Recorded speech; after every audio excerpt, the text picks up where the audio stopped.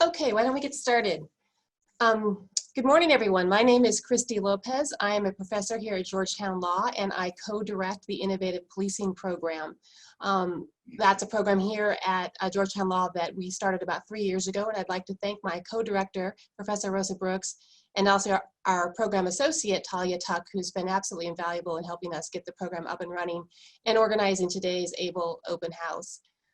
The open house today is going to be about a topic that I think is on a lot of people's minds, active bystandership, specifically for law enforcement officers. The open house is going to provide you a series of short presentations by a lot of people involved in creating ABLE. And one of those individuals is Jonathan Aroney. He's a partner with Sheppard Mullin, an international law firm here in DC. And really it's Jonathan's commitment and vision alongside Sheppard Mullin's generosity that has made this program possible, alongside the many people you're going to hear from today. So let me just turn it over to Jonathan directly. Well, thank you very much, Chrissy, and thank you everybody for joining us, and thank you to our panelists. Today, you're going to hear from a number of the folks who helped us create the ABLE project and also helped us create the New Orleans EPIC program upon which ABLE is based. You're going to hear from rank and file police officers. You're going to hear from community members, going to hear from police leaders, academics, including the world-renowned psychologist, Dr. Irvin Staub. And in fact, if you look at your screen, you see several of these folks right now in front of you, although we're going to be turning off their cameras and they're going to pop back on when it's their turn to speak. But you'll get a sense of the folks we've brought together if you just pan if you're in grid view and you pan through to see a bunch of the faces you're going to be hearing from. You're also going to learn over the next 2 hours or so what ABLE is and what our ABLE plan is to provide world-class active bystander training from coast to coast to prevent harm to civilians and officers and to drive cultural change, importantly. Now keep in mind, this is not a training, this is an open house. It's the first step along a journey to our September big Train the Trainer event, but more on that a little bit later. So I want to thank you all for joining us, and I also want to just beg everyone's forgiveness that in this world of virtual sessions and COVID, I want to apologize in advance for my dog barking, my children screaming, me not knowing where the mute button is, and everything else that likely I'm going to screw up over the course of the next 2 hours. So with that apology, I couldn't be happier than I am now to be here and see this come to fruition. And Christy, anything final before we kick it off? Just that to our participants, if you do have any questions, please send them through the Zoom Q&A function. We're going to have people going through those throughout the open house. We've already received a number of questions, and we're going to try to sort of gather all those themes and answer them during the 20-minute session at the end of this program. And of course, we'll also try to answer them through the course of the open house as well. So let me hand it back to Jonathan to introduce our first two chiefs who will be speaking with us today. So we're going to ask everyone else except for Chief Commissioner Michael Harrison and Commissioner Danielle Outlaw to turn off their cameras and mute your mics. If you forget, Kyle will help us do that. And Michael and Danielle, I hand it to you. Have at it. Thank you, Jonathan. Thank you, Christy. And welcome everybody to the ABLE Project Open House. I am Michael Harrison, the police commissioner in Baltimore and the former superintendent of the New Orleans Police Department, where I spent 28 years and was the superintendent there 4.5 years, where EPIC was created. And having been a part of that department for so long, had so many problems, we found ourselves in a consent decree to change not just the department and the organizational behavior, but the culture of the agency. And EPIC, a peer intervention program, was created there with the help of everyone here. And I want to give a special thanks to Jonathan and Sheppard Mullin for their support, for Christie Lopez and her colleagues at Georgetown University Law Center for making this happen. And this has been a long time coming, but well worth the wait that I believe you're going to find. Once again, you know, EPIC was created in New Orleans, and it was the catalyst that helped us not just change the way we operated, but change the culture and the way we actually think about how we police and treat everyone with dignity and respect, build relationships and repair broken relationships. EPIC is how we save careers and put officers on the right path and make sure we are giving the true sense of loyalty to one another as opposed to a perverted sense of loyalty by covering up things on the back end, by preventing bad action happening in the very first place. It is what has turned New Orleans into what the DOJ called the most troubled department in America, to a model police department that I'm proud to have led. And now it's important that we bring it to Baltimore, where I now lead, which is also under a consent decree, so that we can change the culture here. The country is demanding this change. They're asking for it. New Orleans has already done it. Many other cities you're going to hear from are adopting it, and we're proud to be able to say it works. And right now, I want to pass it off to my colleague, Danielle Outlaw, for some comments for you also. Good morning, and thank you. Welcome to the ABLE Open House. I'm Danielle Outlaw, the police commissioner here in the city of Philadelphia, and I'm absolutely privileged to share this platform with my very good friend and colleague, Baltimore Police Commissioner Mike Harrison, who, as you heard, in collaboration with community partners, developed EPIC, which has evolved into ABLE, and implemented it in New Orleans.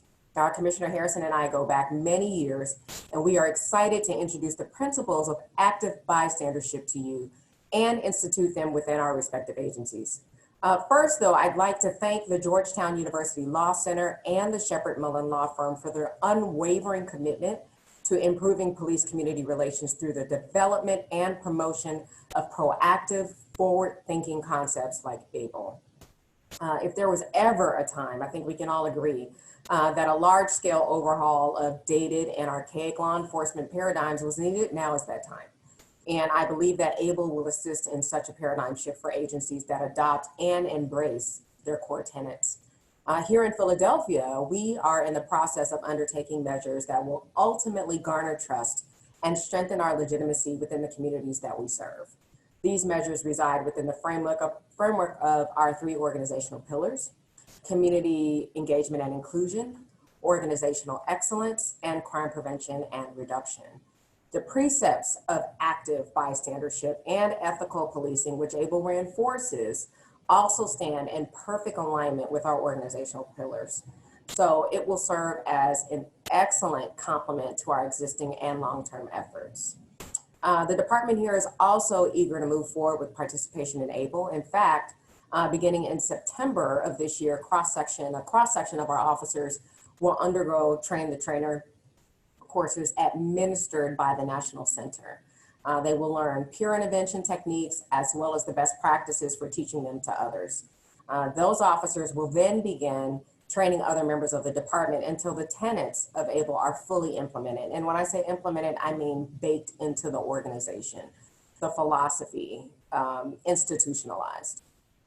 A cultural shift among law enforcement personnel is necessary during these challenging times, and ABLE has been able to really show that it's effective in facilitating that shift. Just ask our good friend, New Orleans Superintendent Sean Ferguson, who continues to integrate fundamentals of ABLE throughout his department. ABLE is indeed a win-win for community and police. So with all of that said, your agency can get involved with ABLE by doing the following. Stick around for the entire open house if you can, or sign up for the upcoming EPIC conference, explore the ABLE website, and then also help us spread the word to other law enforcement agencies. So thank you so much for allowing me to speak today, and enjoy the rest of the open house. Thank you very much, Commissioners Harrison and Outlaw. It's a great way to start. And Commissioner Outlaw, I love the concept of baked into the organization. I think everyone's going to be hearing that concept a lot as we go through it. So thank you both. I am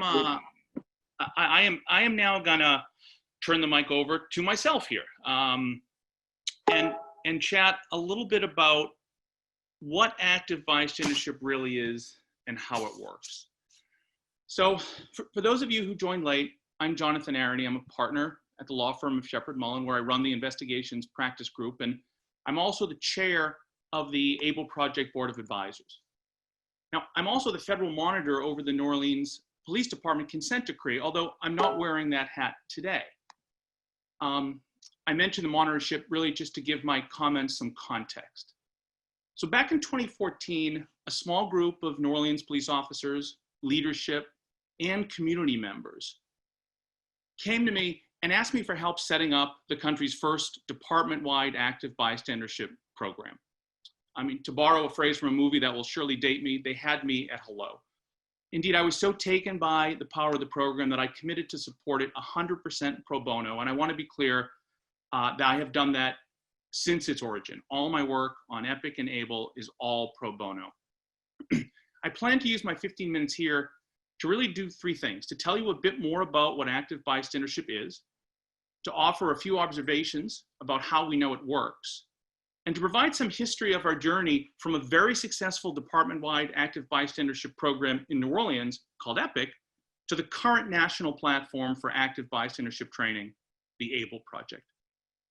So let's start with the basics. What is an active bystander?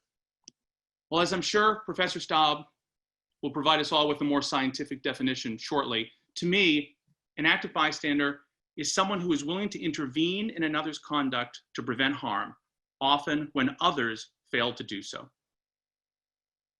As Chiefs Noel and Thomas will describe in a moment, when we created the New Orleans EPIC Peer Intervention Program, our goal was to give police officers concrete and realistic skills and tactics that they could use to do three things: prevent harm to civilians, prevent harm to officers, and to promote officer health and wellness. Now, Chiefs Noel and Thomas and Westbrook will talk more about those three pillars as the morning goes on, but I'd like to offer a few observations of my own based on my experience working with police officers as an outsider for almost a decade.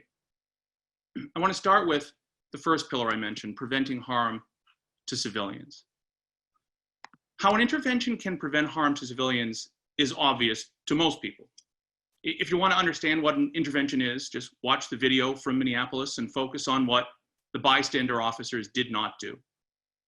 And then go watch the video from Seattle and watch how one officer physically grabs his partner's knee and forcibly moves it from the neck to the back.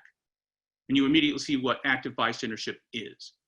But it's important to note that while these situations make the news and go viral, intervention tactics come into play in countless less lethal settings, from knowing how to calm a colleague who is losing his or her temper, to redirecting an officer who's about to conduct an improper search.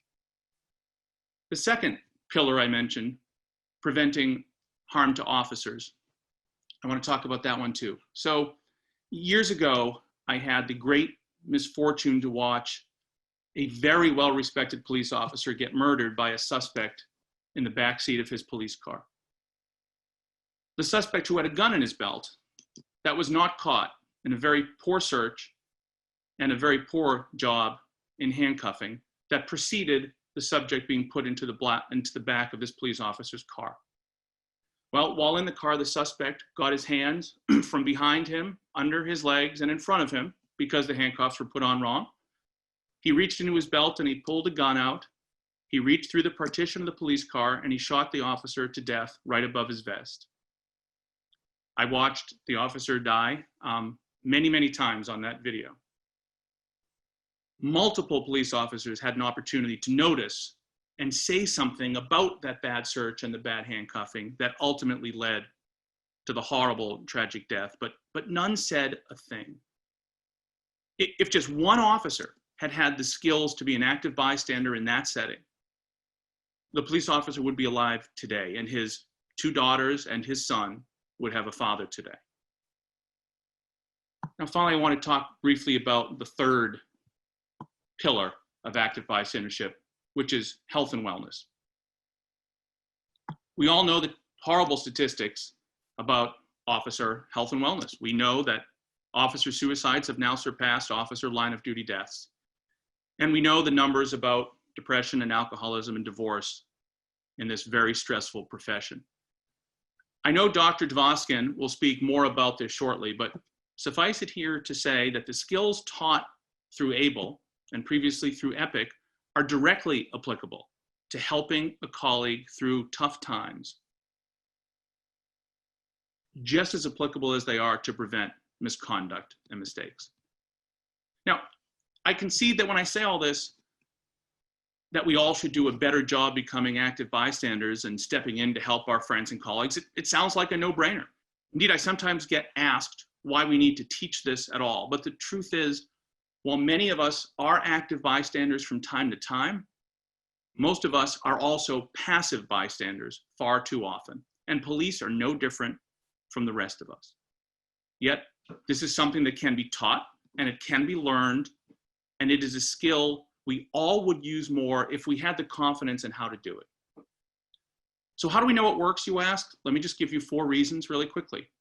First, ABLE, just like EPIC before it, is based on decades of research, including some very creative field studies, which I suspect Professor Staub will tell us a little bit more about in a bit. Second, the principles of active bystandership have been employed to combat all manner of pressing national problems, from drunk driving to hospital operating room errors, to airline accidents, to sexual assaults on college campuses. In fact, on college campuses, several studies have shown that active bystandership programs not only significantly reduce sexual assault in particular, but they reduce violence against women in general. Third, we conduct a biennial survey in New Orleans to assess the perception of police officers and community members. On the police officer survey, we assess, among other things, officer perception of their willingness to intervene in another officer's conduct before and after taking EPIC training. Not surprisingly, officers perceive themselves as more likely to intervene after they have had their training. And I think fairly obviously, the more we perceive ourselves as doing something, the more likely we are to do it. And finally, the 4th reason we know it works, at least I know it works, is because I've seen it with my own eyes. As the monitor, I have unfettered access to police officers and police leaders and body-worn camera videos. I also have the opportunity to speak to community members, and I have seen active bystandership work. And frankly, I have seen all over the country the disastrous results when those skills are not employed. And I suspect that the several New Orleans officers and leaders and community members who have joined us for the open house today will tell you the same thing. Let me now just say a few brief words about the journey from EPIC to ABLE. As I mentioned earlier, the New Orleans EPIC program has been extremely successful, due in great part to the folks on this call today. While it's hard to lay the transformation that has gone on within the New Orleans Police Department at the feet of any one program, my personal view is that EPIC has played a major role in the cultural change that we have seen over the past few years in that department. That cultural change has led to fewer citizen complaints, fewer unnecessary uses of force, higher citizen satisfaction with the police department, and higher officer satisfaction with their jobs. Now, while NOPD generously has trained multiple agencies outside of New Orleans and outside of Louisiana, following the killing of George Floyd, the demand for active bystandership training became overwhelming. Within a week or 2 of the killing, between the New Orleans Police Department and Georgetown and we had received over 100 calls from police agencies asking for help. In short, that's what led us to develop the ABLE project at Georgetown. It became quickly apparent we needed a national platform to meet this huge demand. Professor Lopez will give you more details about the ABLE project, but for now, I just want to say that that project has allowed us to give the principles of EPIC and the principles of active bystandership a national platform. I couldn't be prouder to be able to play a small role in this. I couldn't be prouder of what the New Orleans Police Department has accomplished through its active bystander training, what Georgetown has been willing to do to bring it national, and what my law firm has done in financially supporting this and allowing me to put in the hundreds, if not thousands, of pro bono hours that I've put in to help. I couldn't be prouder of the other agencies who have so quickly jumped on board. The Philadelphia Police Department, the Baltimore Police Department, the Washington State Criminal Justice Training Commission, the Northern Virginia Training Commission, the New Hampshire Statewide Post, and the list goes on, and the calls keep coming in. Let me end with this. There are a lot of programs vying for attention and funding, frankly, these days, but few, in my view at least, offer such a practical, tested, win-win solution to a problem that has vexed the country for decades. With so much dividing our nation, it is wonderful to be involved in something that everyone can get behind. Police officers, police leaders, community members, activists, city leaders, academics, Republicans, Democrats, conservatives, and liberals. So thank you all for joining us today for the open house. I'm confident you're going to like what you hear. And now, if I've followed my agenda properly, it is my pleasure to turn the mic over to Professor Christie Lopez. Christy. Thank you so much, Jonathan, for that great outline of ABLE. I want to talk a little bit about the experiences that I've had that I think are relevant to all of you listening today that will help you understand why ABLE might help your agency or your community. As I mentioned at the beginning, I co-direct a program called the Innovative Policing Program here at Georgetown Law School. Now, everybody these days seems to have an innovation lab or a policing project. So what is this one about? Well, here at Georgetown Law, we believe that transforming the police is absolutely necessary. I really like the way Chief Outlaw put it, that there are some archaic and outdated practices and really an entire culture that needs to shift dramatically. We believe that's not only necessary, but is also in everyone's interest. But we also believe that not only are policing insights critically important to this transformation, but the insights of line level officers are as important as anyone else's, and they're too often overlooked. And that's why we started the Police for Tomorrow program as part of the Innovative Policing Project. The Police for Tomorrow program is an 18-month program for brand new officers and employees at the Metropolitan Police Department here at Washington, D.C.'s Police Department. We take them right when they're coming out of the academy. Sometimes they're still in the academy when they begin the program. And we try to educate them and encourage critical thinking and conversations about really difficult topics, some of the thorniest problems confronting police officers today. We want them to learn not to shy away from those, but to really talk about issues from gentrification to abolition to youth brain development, to all the things that are impacting what is happening in their interactions with people on the streets, and to really encourage them to think more deeply about what the role of policing is and should be in that. And one of the topics we've discussed with both of the first two cohorts we've had is active bystandership. We've had a workshop on active bystandership for each cohort, and it has been a favorite of each cohort, if not the favorite. And that was really telling to me. It affirmed for me that police officers want to be able to do the right thing. They come into this job wanting desperately to do the right thing, and it is hard to navigate what exactly that means sometimes. So I had seen the importance and the impact of active bystandership in New Orleans, and I've been doing police reform work for over 20 years, and it has been very clear to me for that entire time that we've always needed a program like this. One that not only teaches officers how to be active bystanders, but that also creates the culture that supports them when they actually intervene. That is how you transform policing in a way that makes it better for everyone. So when George Floyd was killed and robbed of the rest of the years of his life, I, like all of you, I saw the video with those three officers standing by, seemingly doing nothing. And even more when I heard that Minnesota had a duty, Minneapolis had a duty to intervene policy. And I learned that one of the officers maybe appears to have tried to intervene, but was ineffective. I knew that now was the time to try to help police agencies across the country adopt active bystandership, to teach officers to intervene and to support them when they do. And I reached out to Jonathan, and that's why we're here today. We just want to give people something tangible and real and meaningful and potentially transformative to do in their agencies. So how are we going to do that? I'm posting in the chat right now a link to the mission for ABLE. It is right on our website. That gives you a lot of information about the program. But the mission of ABLE is to, number one, ensure that every police officer in the United States has the opportunity to receive meaningful, effective, active bystandership training. We also want to serve as a clearinghouse for research, thoughtful and sound training materials, and model policies that agencies and communities can use to advocate for these sorts of practices and cultures. We want to provide guidance to police agencies and communities that want to develop active bystandership programs and build the cultures that sustain them. We're committed to that level of technical assistance to the best of our ability. And we want to establish standards and benchmarks for effective active bystandership programs. One of our fears that we are committed to avoiding is that people will say they do this sort of training, but they won't really do it and it won't be meaningful. That, not only is that problematic in itself, but it just makes everyone more cynical about the idea of police transformation more generally, and we can't let that happen. And finally, we want to be able to connect able partners, agencies, and community groups across the United States so they can learn from each other.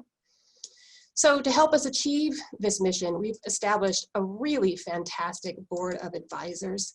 And I'm going to put that link right now in the chat as well that you can access as well. Our board of advisors includes police executives, experts in policing, advocates for police reform. Sometimes one person is all three of those things. And we look forward to learning. We already have been learning a lot from them about how to make this program effective. With the help of our board of advisors and consistent with our mission, we plan to create the very best materials for teaching active bystandership and to create a culture conducive to active bystandership. We want to provide a library of online resources that is comprehensive and provides gold standard model policies and research. And coming up very soon, you'll hear about this a little later, we want to offer the first of its kind Train the Trainer program, teaching people how to train officers in their own departments to be active bystanders. And again, I just want to reiterate the importance of this program. When I first started doing this work over 2 decades ago, I would read use of force reports about really terrible uses of force. And what I would find so problematic, as much as the force used sometimes, was the fact that there appeared to be anywhere from 1 to 12 officers standing there who had done nothing during that time period. And in talking to communities, I learned that is what really concerned communities as much as the bad apple officer doing the act. If you see a number of other officers standing around and not doing anything, that tells you it's not a bad apple. That's how that department acts. At least that's how it looks from the outside. You can't have that as an agency. You can't stand for that as a community. So as time went on and I began to watch body-worn camera footage rather than reviewing use of force reports, it confirmed for me, indeed, there are somewhere between 1 to 12 officers standing around and too many of these terrible incidents. That is something we can no longer tolerate. And I'm glad to see so many of you here today recognizing that in your agencies, you can no longer tolerate that. You have to teach officers how to avoid that, and you have to have a culture where officers know they have to behave that way and that they will be supported when they do. So now I want to turn it over to Chief Paul Noel and Chief John Thomas of the New Orleans Police Department, a department that I investigated, and some of those use of force reports I'm talking about came from that department. And they will tell you how they've managed to turn this around in New Orleans. Chief Noel, Chief Thomas. Thank you, Christy. My name is Paul Noel, and I'm a Deputy Superintendent over our Detective Bureau at the New Orleans Police Department. And I head up our EPIC efforts along with Lisa Kurtz, who's an Innovation Manager with the NOPD, and Police Officer Terry Bean, who unfortunately can't be with us today, but he's our top EPIC instructor. And also he's a street cop, which really gives serious credibility to our program. I would like to take a moment to thank you, Christy, and Jonathan for the opportunity to be a part of ABLE. It's been very exciting to play a role in transforming the New Orleans Police Department over the last 7 years or so. And it's even more exciting to have the opportunity to play a similar role in helping transforming the profession of policing in a positive way. When I speak across the country, one thing I always say is, as police leaders, we need to take a proactive role in changing policing ourselves before someone from the outside comes in and does it for us.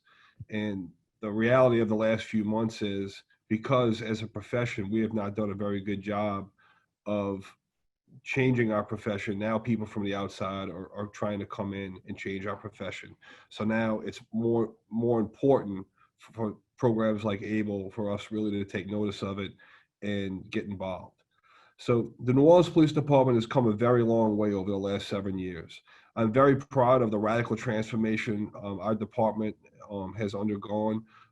This change was led by former Superintendent Michael Harrison, who's on this workshop today, now the Commissioner of the Baltimore Police Department, and now continued to be led by our current Superintendent, Sean Ferguson.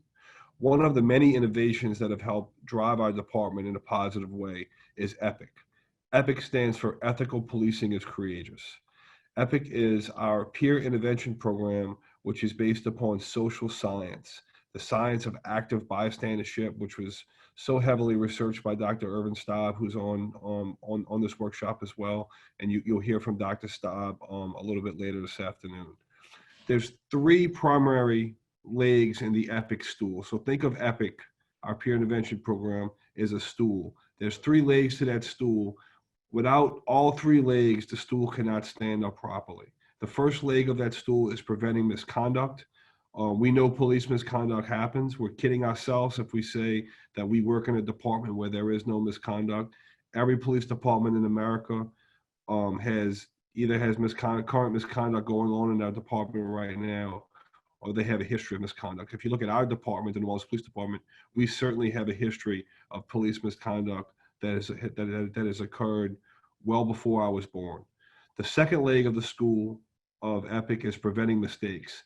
Police officers make honest, innocent mistakes all of the time. They're accidental. They're certainly not intentional, but they absolutely are preventable. They can be prevented through training, but they also can be prevented by officers looking out for one another using active bystandership with programs like EPIC.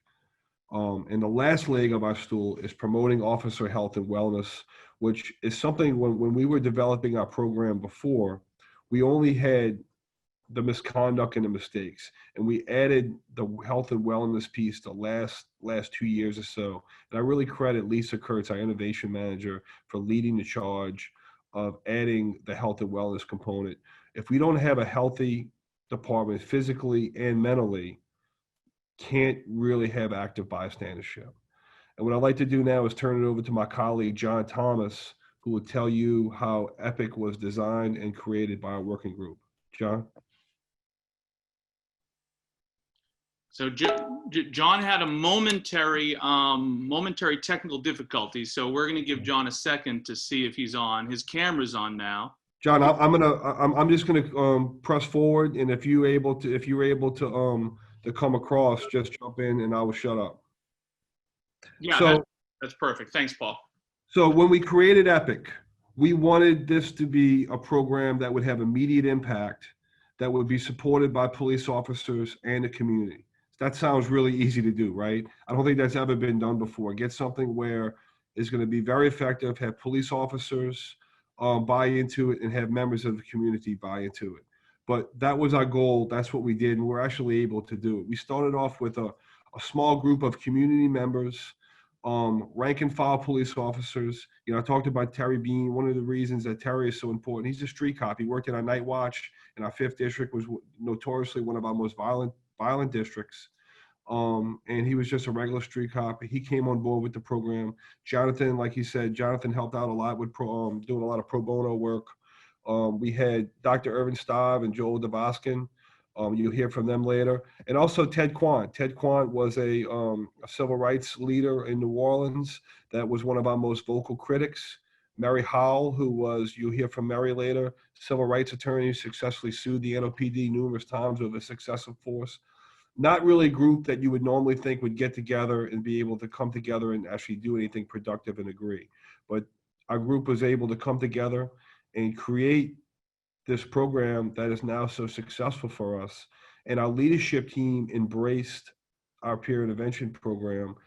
And one thing I think that was so important was that the first EPIC training that we went to, Chief Harrison and the entire command staff sat through that entire program and were engaged. So the leadership embraced they embraced EPIC from the top. So we like to say EPIC is really led from the bottom, and because it is truly a police officer program. But we know in any organization, no program could truly survive unless it is embraced by the leadership.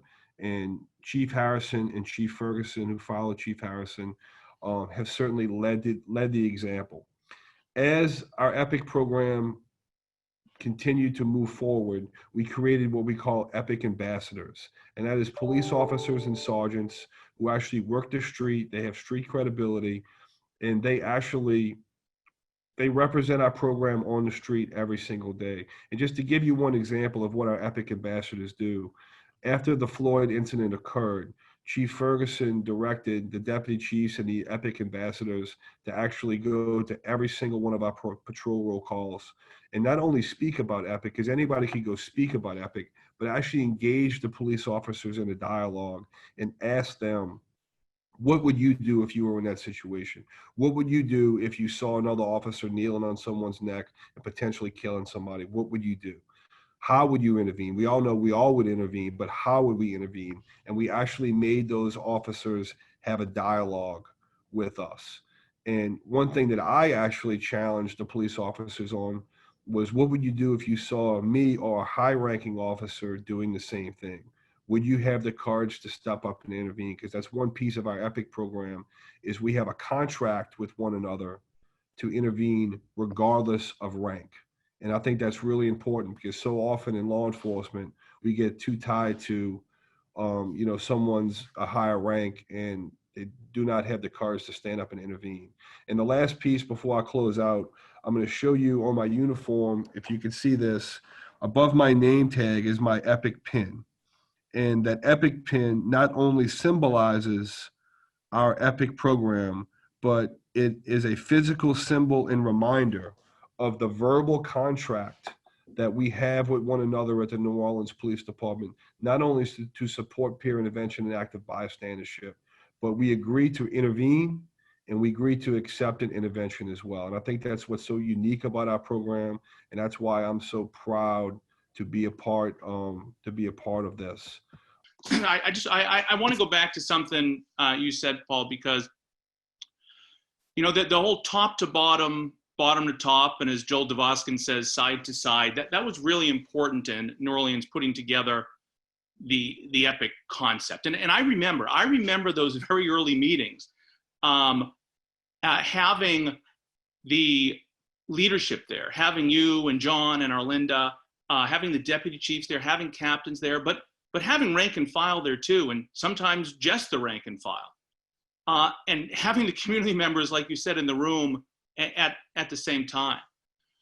If you can just say another word or two about like how you made that happen, because it's not always easy to get that sort of group together. So can you just take a minute and talk a little more about that? Sure. So when a group like that comes together, there's certainly a lot of skepticism and maybe even a little bit of mistrust, I think, because there's certainly a group that is not normally used to working together. And same thing with the police officers as well. Some of the police officers I spoke to initially, they didn't have good things to say about the program. But I think it goes to a tremendous amount of credit to leaders like Superintendent Ferguson, Chief Harrison, to get in the room and actually engage. And I remember one of the first training program we went to, Chief Harrison was actively engaged in that first training that we had. And that really, once everyone saw that Chief Harrison was not just walking the walk, but he was actually talking the talk and walking the walk at the same time, people really got on board. And what happened, the informal leaders that really help run all of our organizations, we all like to think that, us as deputy chiefs and captains, that we really run the police department, but we know it's the sergeants and the informal leaders that really make the day-to-day operations go. Once they start getting on board, what we saw was the critics, the 5 or 10% that always moan and groan about every single thing, they start shutting up. And maybe not all of them got completely on board, but once they shut up, then that cleared the way for a large majority of our police department to get on board. But it certainly was a challenge in the beginning, but I think it was really, to me, it has gone, really helped out the long-term relationships that we've had with our community members, and I didn't really know Mary Howell before. I heard of Mary Howell, all bad things. And I now consider Mary a really close friend, and we share book recommendations and stuff like that all the time. So it's something I think that really, has really helped our organization and our community. And the last thing I'll say, Jonathan, is anybody could do change. Change comes and goes. But I think what we have here in New Orleans through this process is a lasting culture change that's going to survive Chief Harrison, going to survive Chief Ferguson, myself, and John Thomas. And Yeah. so That's what I'm so proud of. Yeah, no, and I remember, Paul, from those early meetings, a couple things really stick out with me. I remember Deputy Chief Westbrook, who's on the call with us today, who leads internal affairs. I remember she was actively involved every step of the way, but I remember her specifically saying, I shouldn't be out in front, right? This shouldn't be an internal affairs program. This shouldn't be that sort of program. And I thought it was very, very thoughtful and wise of her. Well, I know we'll hear more from her in a minute, but to have her rolling up her sleeves and involved in every step, but recognizing right away that if this is viewed as an internal affairs program, it doesn't really work, was, I think, very powerful.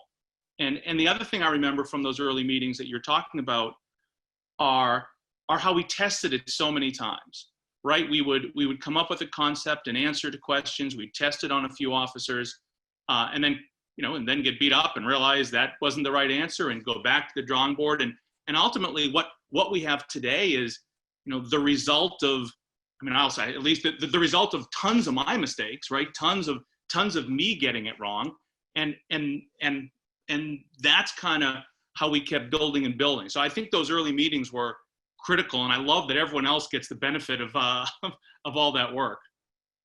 Yeah, absolutely. And I think that's going to be one of the challenges for any city for starting a process like this, is you have to find a group like that to come together. You have to find your biggest critics. Anybody could get their biggest fan club and come together and work on a program. But to be able to bring your biggest critics in a room and work on a program like this and develop a program for your own organization, not only I think will you get a better product, but you're going to get lasting relationships that will build between the community and the police department that any healthy organization should have. And the NOPD wasn't healthy before because we didn't have those relationships. Those bonds weren't built. And now we're really gone a long way to building those bonds and maintaining them. Yeah, it's funny because for us who have lived this for so many years, to have Mary Howell and Ted Kwan on the phone with us today, all on this exact same team, and to have police officers, and hear me, a monitor, like it's practically the start of a joke, right? You monitor a police officer and community members walk into a meeting room. It really is astounding that when everything seems to be dividing the country these days, somehow this program, well, not somehow, I understand how, but this program has brought such a diverse group of people together. It's, to sound mushy, it's kind of heartwarming. Yeah, well, in New Orleans, we walk into a bar, not a meeting room, but it really is exciting that the work that was done, the hard work in the beginning, is now going to be a springboard, hopefully, for a national movement to really change policing. Because again, if we don't, as police leaders, if we don't change and we don't recognize that policing needs to change, others are going to come in and change policing for us, and probably not to our liking. And this is, programs like EPIC, programs like ABLE, there's no downside that anyone could say that there's a negative, there's something negative that comes out of this. It's not a, rat your buddy out program. This is not an internal affairs program. This is truly about saving police officer lives and saving careers. And if that's one thing you could get out of this, is, if you're from a union shop, or, if you have some concerns of police officer rights, this is truly just about saving police officer lives and saving careers. If you're not for saving police officer lives and careers, this is not for you. But if you are, you're in the right place. Yeah, absolutely. So thanks, Paul. Thanks very much. And John, apologies that we couldn't get your video working. If we have a chance to bring you in later in the discussion, we will. But I think in light of time and to keep on schedule, we're going to hand the mic over to Sue. Let's see, Director Rahr, are you on? And is your camera and mic working? I think I'm here. Can you hear me? All right. Yeah, from Washington State. Thanks for getting up early for us. I turn the mic and camera over to you, Sue. All righty. Well, I am also going to turn on my stopwatch so I make sure that I don't go over my time. I'm really honored to be part of this project. The traditional model of American policing has to change. The public is demanding that, but policing as a profession is deeply rooted in tradition. We've been referred to as the armed protectors of the status quo. One of the things that one of my mentors told me is, There's two things you can predict about police officers. They loathe the way things are and change. These humorous phrases illuminate two prominent hallmarks of police culture. Every profession has a culture that influences behavior, but culture plays an outsized role in policing. Rules and regulations, policies and procedures are effective in influencing behavior that is easily monitored, measured, and involves very little discretion. But that doesn't describe police work, and it explains why we've seen some of the abhorrent police behavior that clearly violates policies and training. The officer that murdered George Floyd violated policies and training, and the officers who failed to stop him clearly violated regulations requiring intervention. Why? Because what I've learned over 4 decades in policing is culture eats policy for lunch. Most police action involves a high degree of discretion, and it rarely occurs under the watchful eye of a supervisor.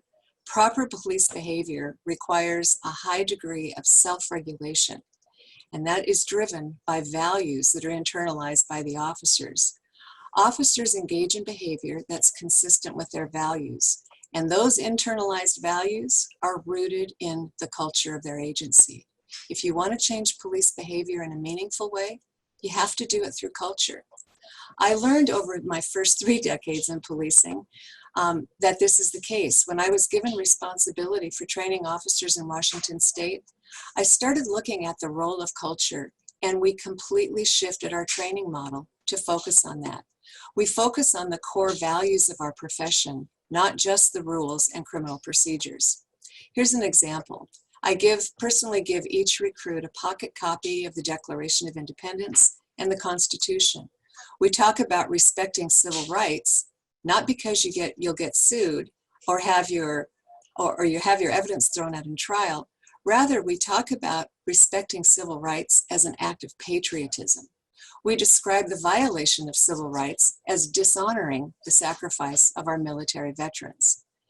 Violating civil rights then becomes a violation of cultural values, not just the violation of a policy or a law. This brings me to the reason why I so enthusiastically jumped at the opportunity to serve on the ABLE Board of Directors and support ABLE training. It was not designed to intimidate officers into following rules and policies, and it wasn't designed to create novel ways of rooting out misconduct. It inspires officers to act honorably. It expands and redefines one of the most cherished values in police culture, loyalty.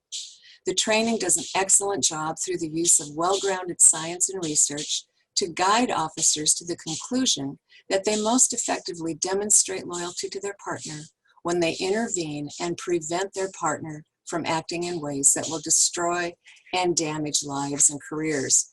It reinforces that what a partner needs most is honest feedback, not someone covering for them. You actually harm your partner when you reinforce bad behavior by not calling it out.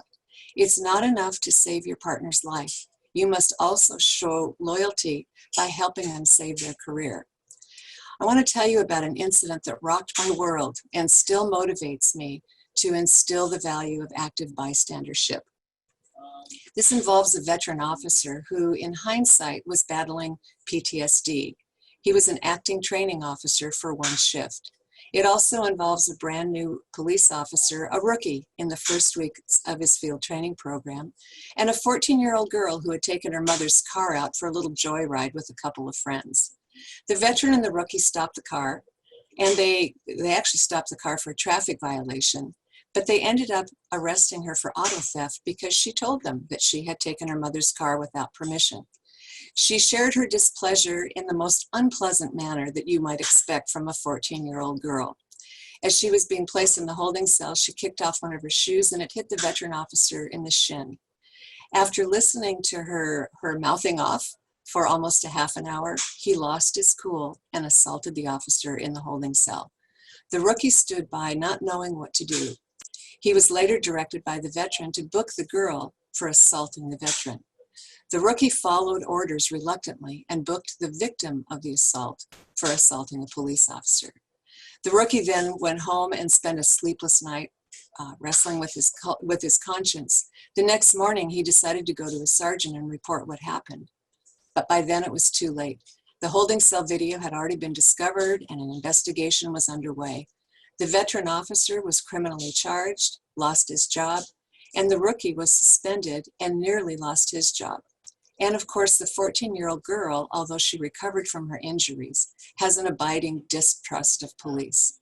In hindsight, if only we had recognized and more effectively intervened when the veteran officer showed signs of PTSD, and if only the rookie had been trained better about how to speak up and where to find support, this entire incident could have been avoided. If only. Intervening is hard for everyone. It's especially hard for cops. One of the most important facets of ABLE training is that it gives students practical skills and practice to step up and step in and intervene. It gives leaders guidance in implementing both policies and building culture that supports active bystandership. I believe the ABLE training will have an immediate positive impact on agencies and eventually the entire profession. It will equip officers to save careers and save lives. I'm even more excited about the longer-term impacts it will have more broadly on police culture by supporting officers who demonstrate the courage to challenge the status quo and to challenge behavior that they know in their heart is not healthy and not consistent with serving a community in a way that builds public trust. When we get our internal house in order, we're better equipped to serve our communities and build trust. Jonathan, I'll leave a few extra minutes for the rest of the group. Thanks so much. Thank you very much, Sue. Christy, I'm going to ask you if you'll come back on the camera with us. Sue, you're welcome to stay on as well for just a couple minutes before we take a break. What we'd like to do now, since luckily we have a few minutes before the break, is answer some of the questions that have been coming in, and then also we have a polling question we want to ask. So let's start with some of the questions, and so I have my list here. I'll kick it off, and Christy or Sue, you jump in with any additional thoughts you want to add. Okay. So one of the questions that that folks texted in was about recruiting and recruitment, and what a program like this means to younger officers and kind of the new generation of officers. I think that's a wonderful question, because what I've noticed in watching police departments for as long as I have, not as long as either of you have, is that we actually continue to recruit like we recruited in the old days. And it's like we haven't realized that this new generation of folks are different. What we've noticed in New Orleans is millennials love this. Like, they want to be, in fact, my young lawyers do this to me all the time. They epic and able me all the time. Like, the new officers want to be able to be empowered to speak up, and we've actually found EPIC to be a recruitment tool. But Sue, maybe you can talk about that, and then Christy as well. Absolutely, Jonathan. This is a bit of a double-edged sword for us, actually, because in our training we encourage officers to speak up and challenge the status quo, which is not part of traditional police culture. And it definitely is something that the new generation coming into policing believes in. We've actually had to really work with our field training officers when the officers go to their home agency, because the police culture is still very much, if you're a rookie, you listen to what your training officer says, and you are not in a position as a rookie to challenge what you're being told. So this is getting a lot better as time goes on, but when we changed our culture of training at the academy, it took us a while to get in sync with the agencies that we train for. Christy, anything you want to add to that? Yeah, so I think that's a really important question and gets to the heart of why ABLE is not just another reform or intervention. And if you're a big fan of traditional policing and traditional police training, just cover your ears right now, because you're not going to like what I'm about to say. But one of the reasons, you have new officers coming in. They're more likely to have more education. They're used to critical thinking and challenging each other and having discussions. They've been raised in a world where it's not taboo to talk about mental health needs. They've often been exposed to ideas of restorative justice and those sorts of conversations.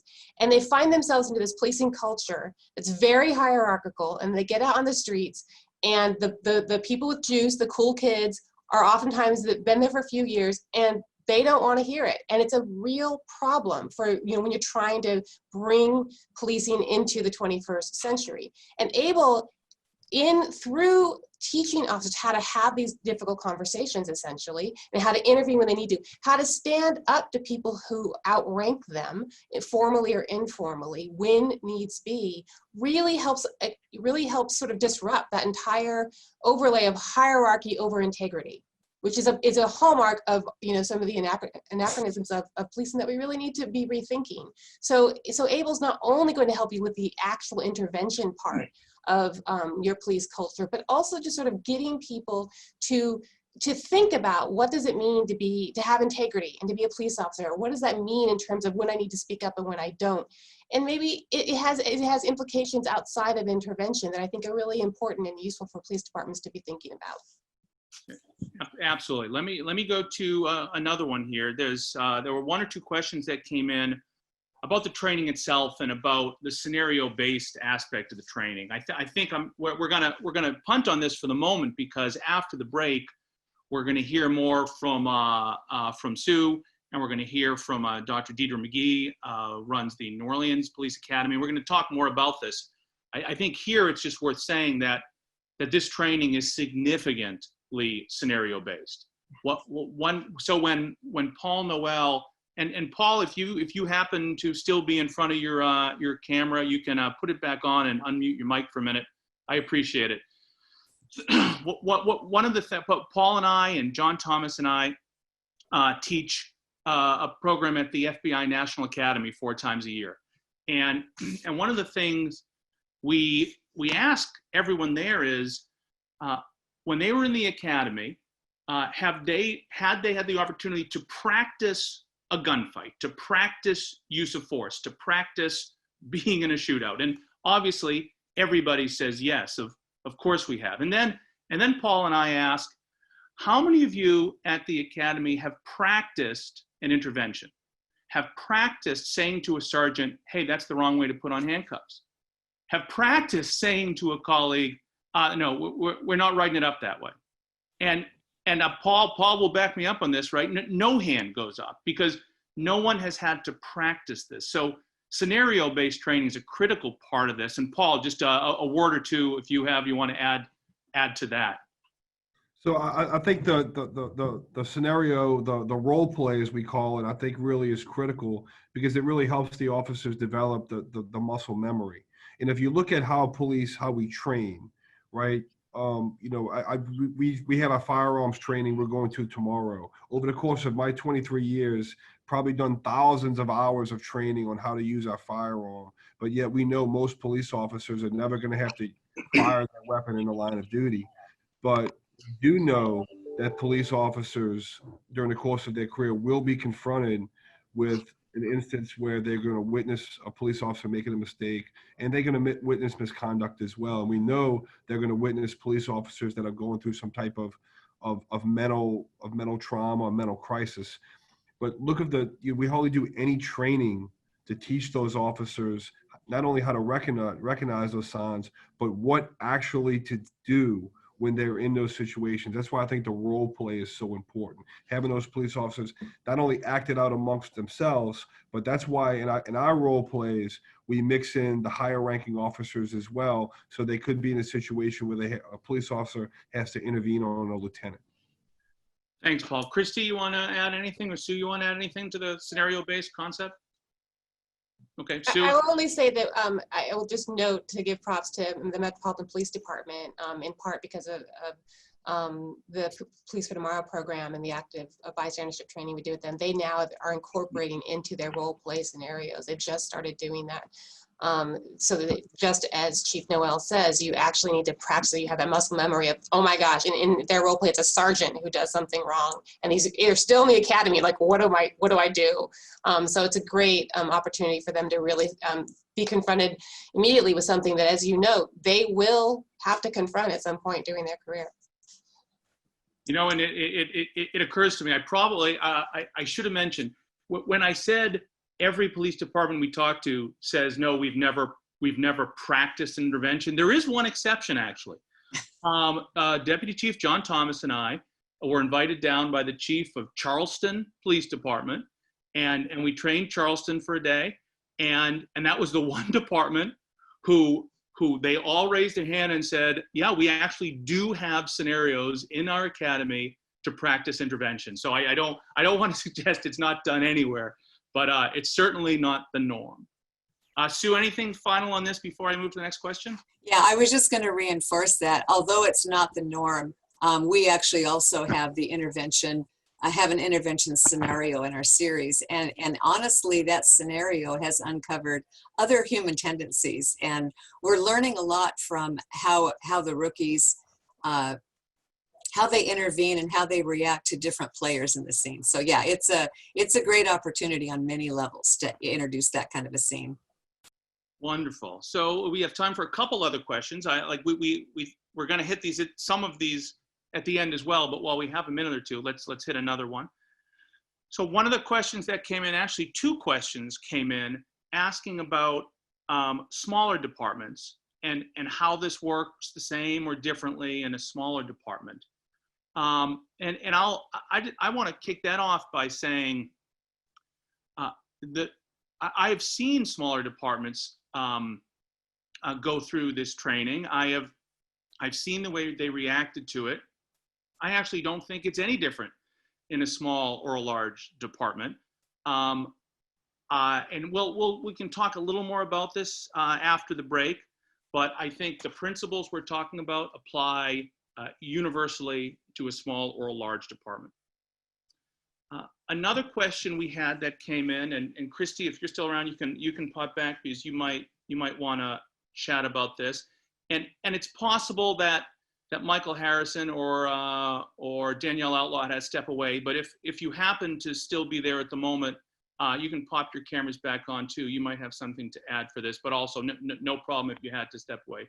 Michael, great to see you.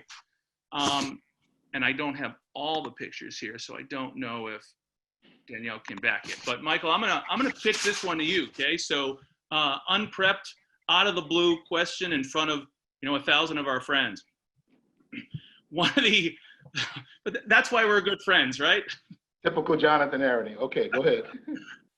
So one of the questions that came in is, how can cities and counties, meaning mayors, county council, county managers, executive managers, how can the non-police decision makers help drive EPIC ABLE throughout the country? And to me that's a good question, because as I look around, I see cities and counties demanding intervention, but not thinking through that it needs to be trained. So I'll just throwing it over to you. What role do you think mayors and city councils and county managers can play in this?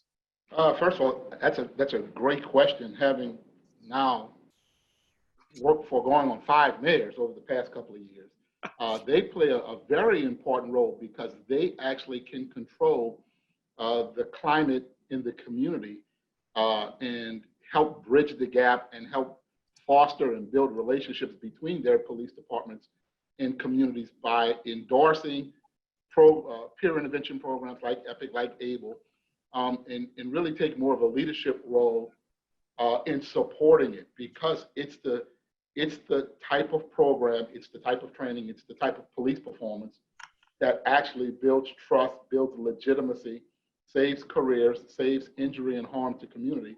But while doing that, it builds and fosters stronger relationships.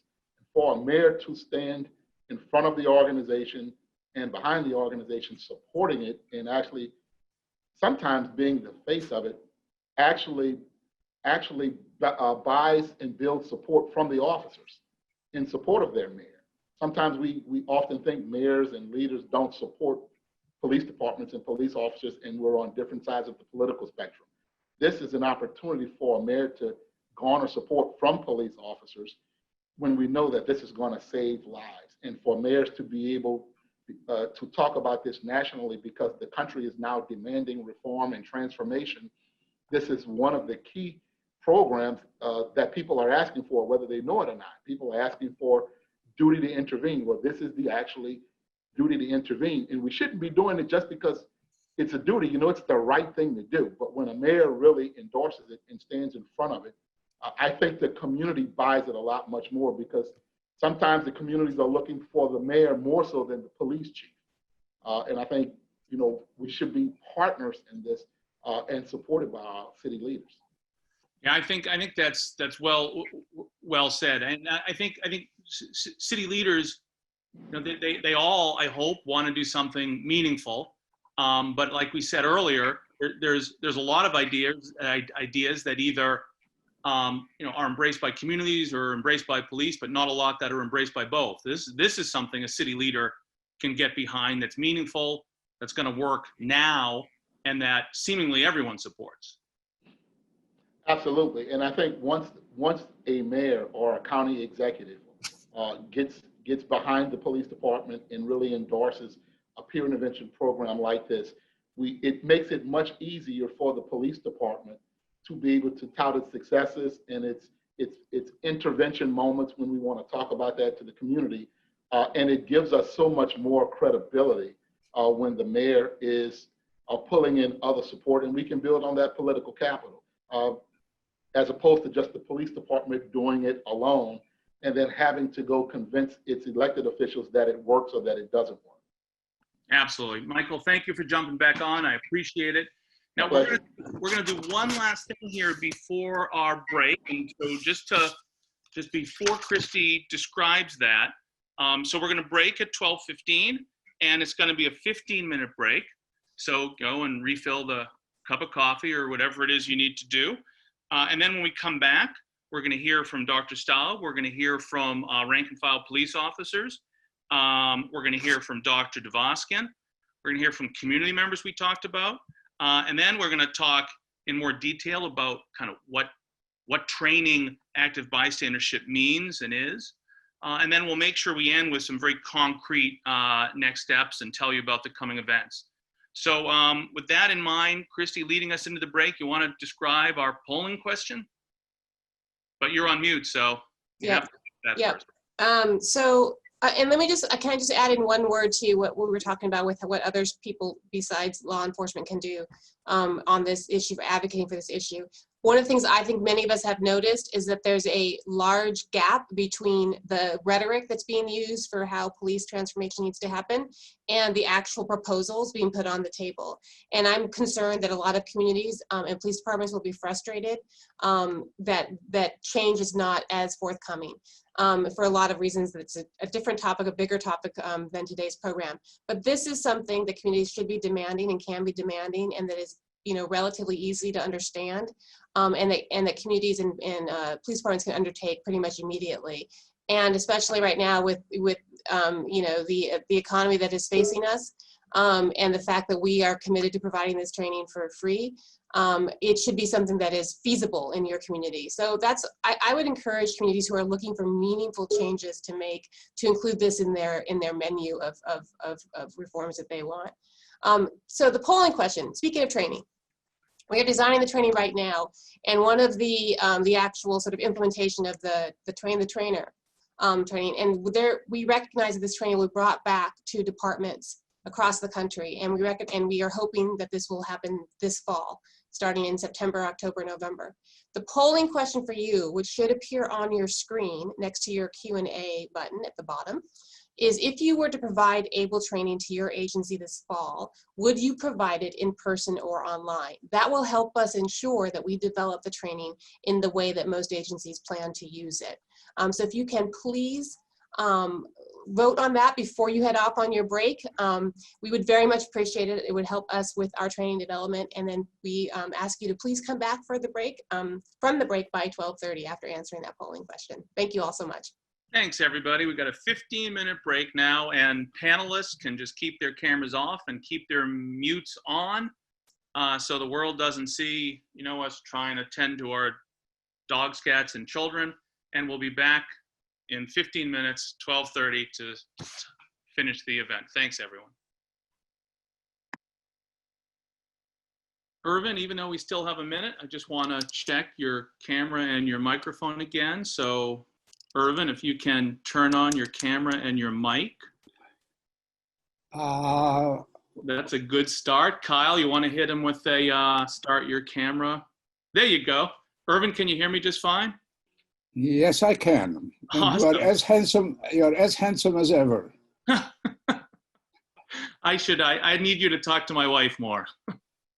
So we're gonna, Irvin, you can just go on. No, good. You can just leave your camera on for a moment. We'll start in a minute. I just wanted to make sure that was all working, okay? Yep.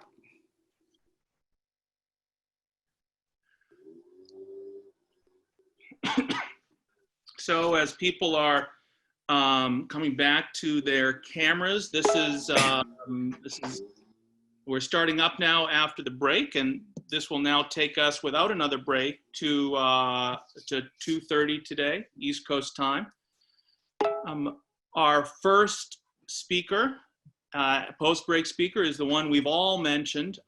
So your reputation apparently precedes you. This is Professor Irvin Staub, Professor Emeritus, University of Massachusetts. And I was going to say the grandfather, but Irvin, you're too young for that. So I'm going to say the father of the science behind this. And Irvin, I turn it over to you.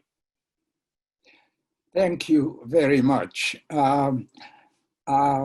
Actually, as you know, I am also the father of the program because I created the original version of it in 1992 after the Rodney King incident. Then I was invited by Peace Officer Standards of Training in California to create a program for them so that such things won't happen again. But people are talking about defunding police, and obviously we do need police. What we need, though, is a transformation of police departments. And that is possible, as we heard other people talk so far. And I believe that it is possible to create very effective active bystandership programs for a couple of reasons. One of them is, please don't faint, but I have studied things related to active bystandership for 50 plus years. And the power of active bystanders is very great. Unfortunately, the power of passive bystanders is also very great. Passive bystanders can allow the unfolding of violence. One of the sources, the kinds of research on the basis of which I created the original program, was research that I have done on mass violence, group violence, violence by groups against other groups, often a majority of society against a minority, mass killing, genocide. And in the 6 or 7 instances that I studied in great depth, and the 2 or 3 that I studied in not as great depth, in all of these instances, what happened was that when harmful behavior by a group against another group began, since usually there were no inhibiting factors, usually there were no active bystanders, either from within the society or from outside the society, who would attempt to intervene, the violence evolved. I talk about learning by doing, how individuals and groups change as a result of their own actions. Without inhibiting forces, when they harm others, they justify what they have done. How do they do that? They do it by derogating those they harmed more. And we know that a very important source of harming others is a negative view of them, a devaluation of them, and derogation of them, seeing them as dangerous, seeing them as morally bad, and so on. And that's what happens in every instance. Another way that people justify harm doing is to look for higher values, that supposedly harming these others benefits the whole society. And the same can apply to police. If they engage in harmful action, they are likely to justify it by seeing those whom they harm in a very negative light, an increasingly negative light, and also sometimes possibly thinking, oh, I am protecting my group from these people. So this evolution is very problematic. Fortunately, there is also positive evolution. How do we know that? Well, we know that from research, and we know that from certain examples. I have done a series of studies a long time ago with young children, 5th and 6th graders, got them involved in helping others. For example, they would make toys for poor hospitalized children and compared their helping behavior later on to kids who made toys, but not for poor hospitalized children. So they engage in the same activity, but not for the same purpose.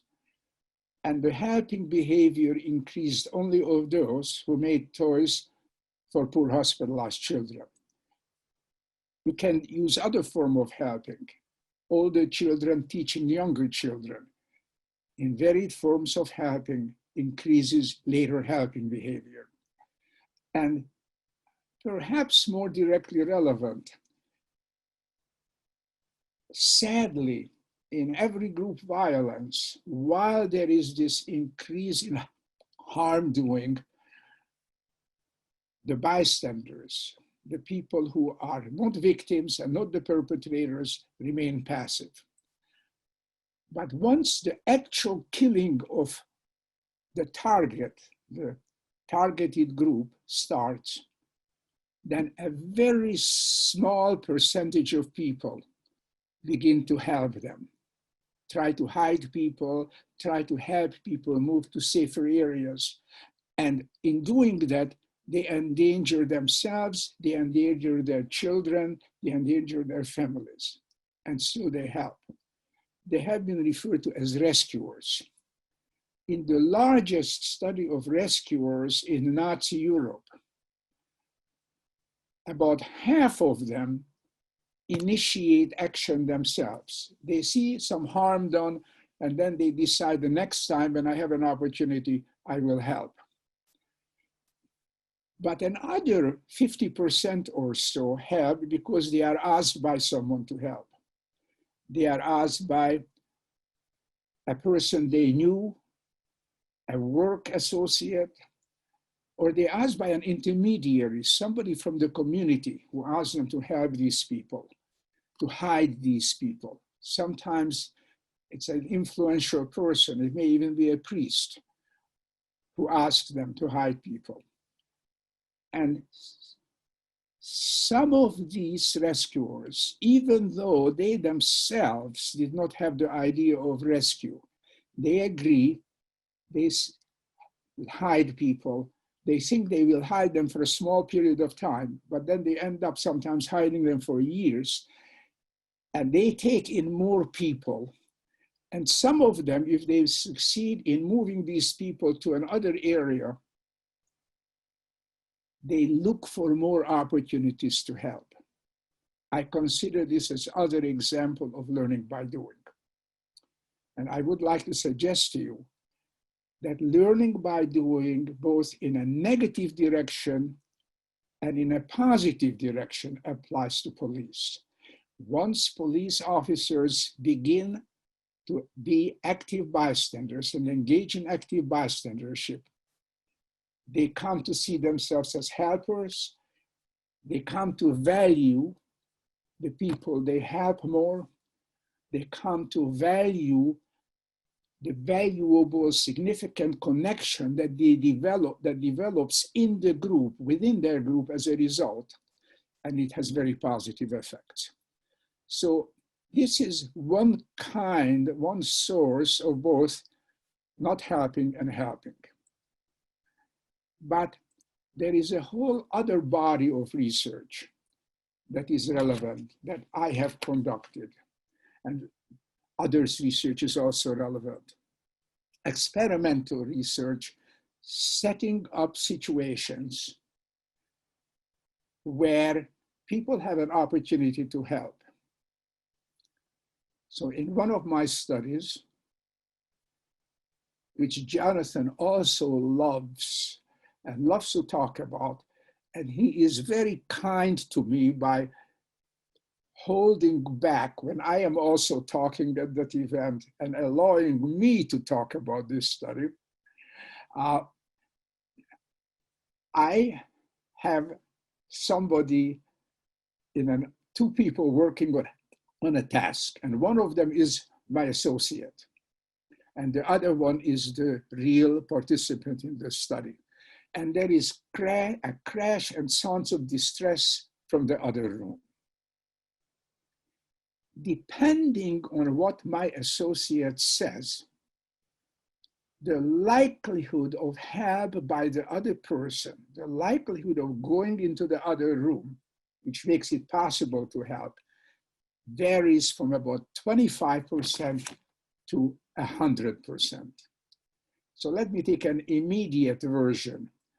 When that person, my associate, says, that sounds bad, maybe we should do something, and remains seated, about 50% of the time, the other person goes into the other room. When that person says, that sounds bad, maybe we should do something, I go and find the person in charge, you go into the other room, 100% of the time, the other person goes into the other room. One example of the power of bystanders. Focusing responsibility on people to help makes a very big difference. So I did a study with children. When a child would be told, somebody else is working in the other room, they would be working on a task in one room, and they would hear, and in some conditions, they were told nothing else. In some condition, they were told, there is somebody else working on a task in the other room. If anything happens, you are in charge. First graders, when they are told this, and there is a crash and sounds of distress, are significantly more likely to go into the other room to see what happened. There is a lot of other evidence also that when a person is in a position of responsibility and something happens, they are more likely to initiate help. Our training focuses responsibility on officers to take action and to help. And that's one of the ways that contributes to helping behavior.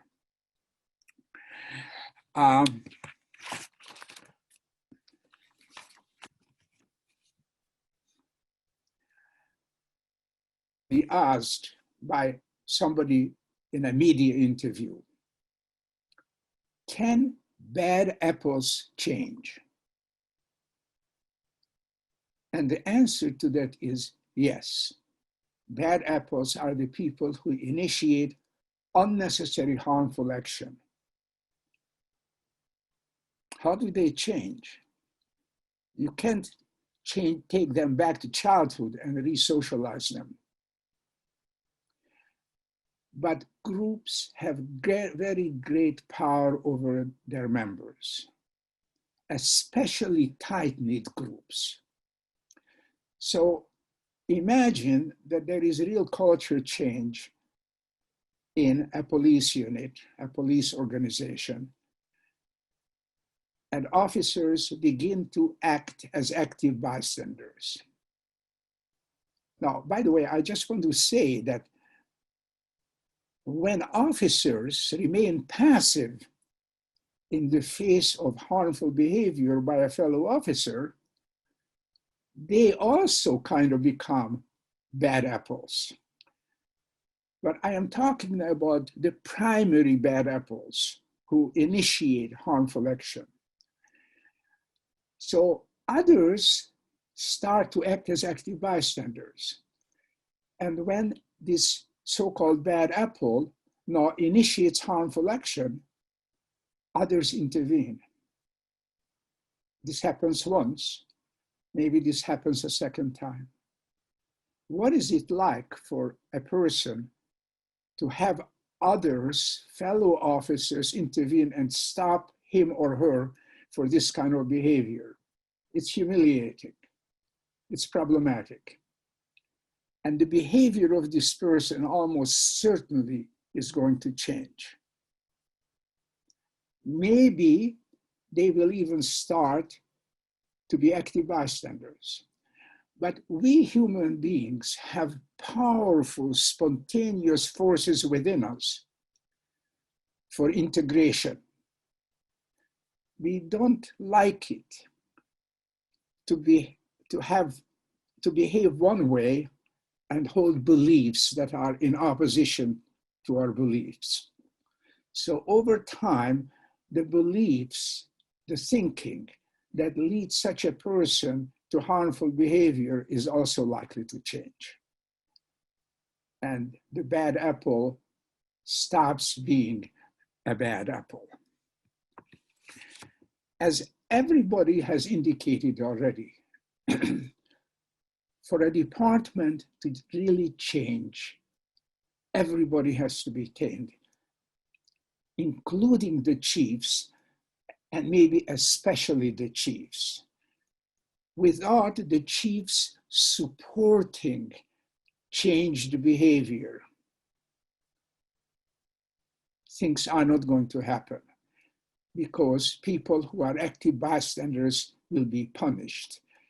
There are a couple of stories floating around in the media and elsewhere about people who initiated active bystandership and were fired from their jobs because it was not acceptable. As we know, the usual values in police right now is that you support your fellow officer no matter what that fellow officer does. And that has to be changed so that good teamwork now means to stop your fellow officer. You know, when I initiated this training, there was a very important element that is not part of it, that was not part of it. It focused on the benefit of citizens who won't be harmed, and it focused on community police relations. If police officers harm citizens unnecessarily, there is a reciprocal negative reaction from the community. They are not going to be supported. People are not going to come forward as witnesses to various bad behavior, and so on. But I never talked about the benefits to the police officers. And that is a crucial way to draw members of a police department in when they realize the very significant benefits to them. And it's not only to police officers who won't lose their jobs or who won't be criminally prosecuted for bad behavior or for passive bystanders. It's also to ethical officers within a department who are surrounded by unethical behavior and whose life therefore is uncomfortable, stressful, problematic. And people already referred to this, that when you reduce these stresses, that affects also families who will also be less stressful.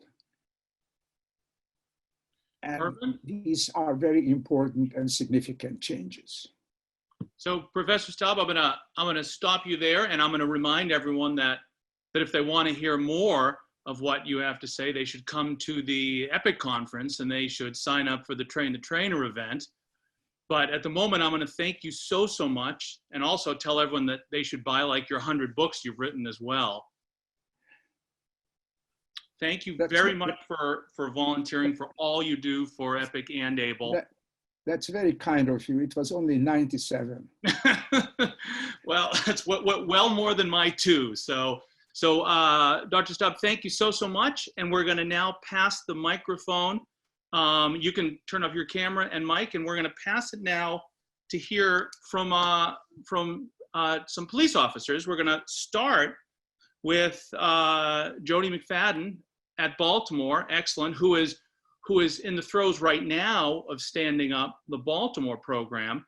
And then, depending on how timing and the mics work out, we're going to hear either from Officer Ernest Luster from New Orleans, or we'll try to bring Chief John Thomas back on to talk about what this has been to the rank and file officers there. But Jody, we're going to start with you. So unmute and take it away, my friend. Hello, I'm Jody McFadden. I am a 25-year member of the Baltimore Police Department. As mentioned, EPIC is new to Baltimore. We have not fully implemented the program yet. We are preparing for the program. I work at the Police Academy, where my primary job is making sure annual in-service training, leadership training, and now consent decree mandated training is developed and delivered. And EPIC is one of those programs that we are developing and preparing to deliver. We have completed our lesson plan, and that is now under review. We are now in a critical stage of the process. We are now in the process of selecting members to be a part of the EPIC team as either teachers or ambassadors. This is a critical stage. We have to find the right members to assume that role of either a teacher in the classroom or an ambassador in the field. This is very critical. In my 25 years with the Baltimore Police Department, the need to focus on reducing crime has produced some unintended consequences. Those consequences have included responding to and treating people as objects. Also, regrettably, there's been far too many acts of bad policing here in Baltimore. And the obvious result has been a loss of trust in the community. I say all this because I want to make it clear. EPIC is a need for us. There's a clear need here in Baltimore for real change. EPIC is that change. Not just for the obvious and the very real need to improve public trust, but literally to save our organization from itself. Again, in our efforts as an organization to fight crime, to reduce violent crime over the years, we have acquired some very bad habits. EPIC is an opportunity to do a restart. It's a way to get right. To do that, we need to find the right people to start us down that path. Now, I have learned a lot in my recent conversations with the New Orleans Police Department, whom have been very helpful in helping us develop our program. The guidance given has been very good. One of the biggest pieces of information shared is what to look for in members being considered as teachers and ambassadors for our EPIC team. We want EPIC-minded officers. This is a term shared with me by our friends in New Orleans. So in that, we want our facilitators, our officers to believe, understand, and lead EPIC. So our selection process, which is going to start next week, will include 3 competencies to really, find the EPIC-minded officers we want as facilitators and ambassadors. So those three areas that we're going to look at is how strong is the candidate's belief in EPIC, how compelling is the candidate's understanding of EPIC, and can the candidate lead and drive EPIC in the classroom and or on the streets of Baltimore.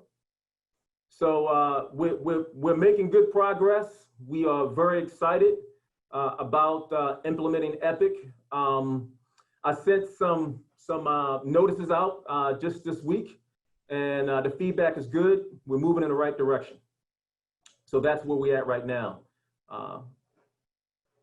So Jody, before we turn over the mic and the camera, let me ask you something. And I don't know if you've had the opportunity to do this yet, but some of your police officers, I assume, even though you haven't fully rolled it out yet, know something about what you're doing.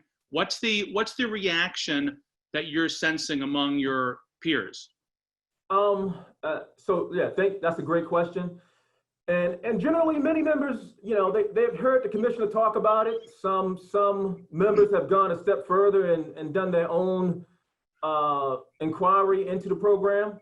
And the general response that I'm getting is folks believe that we need this. As I mentioned, I'm not the only one that's been here for a while. Many members that have been a part of this organization that's been involved in the crime fight, which is very real here in Baltimore, feel as though, we have gotten off track, and we need to kind of get back there, and many members do, but they recognize that, they may be EPIC-minded, but they can't do this work by themselves. They need aid, they need support, they need a strong process to help them and others to kind of find their way back to good policing. So yeah, I think folks our members are very receptive to what's coming. I think they're looking forward to it, to be frank with you. No, that makes sense, and we felt the same thing. So Jody, thank you very much, and what we're going to do here, because we have a slight change in the schedule. Let's see, John Thomas. Let me see if your camera and your microphone work now. So let's give John one more chance since we have 5 minutes here. Kyle, you want to unmute and turn on John's camera? We'll see how that goes. Yeah. Everyone, bear with us 1 second. Step away a moment. Let's see. One of the many fun hurdles. If that doesn't work, then we're going to be going to Joel DeVoskin, the NOPD officer who we originally wanted took ill, unfortunately. John Thomas, can you hear us? I can. Can you hear me? We hear you, absolutely. So John, I know that with that many stars on your shoulder, it's probably not correct to call you rank and file.